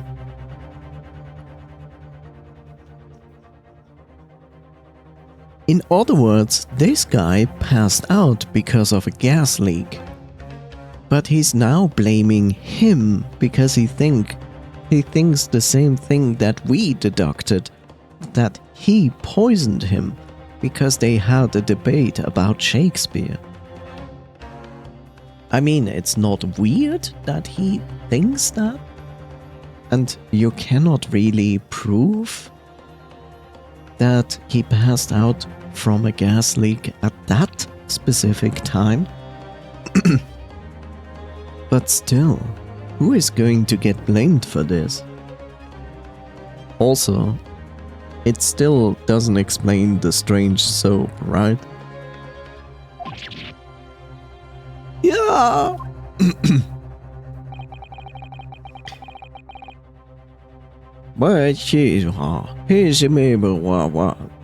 He could just fucking quote Shakespeare.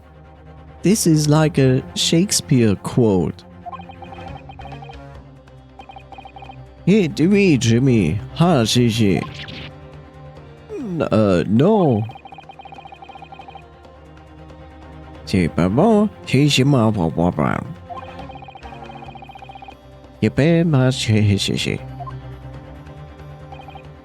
Yes, me. No.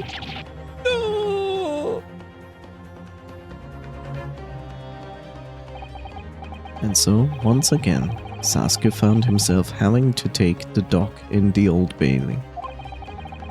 Whether his room was haunted or whether he was just terribly unlucky, I knew I had no choice. The following day, I would represent him in court and do my utmost to break the curse that blighted him. Against me. I will tear this boy apart.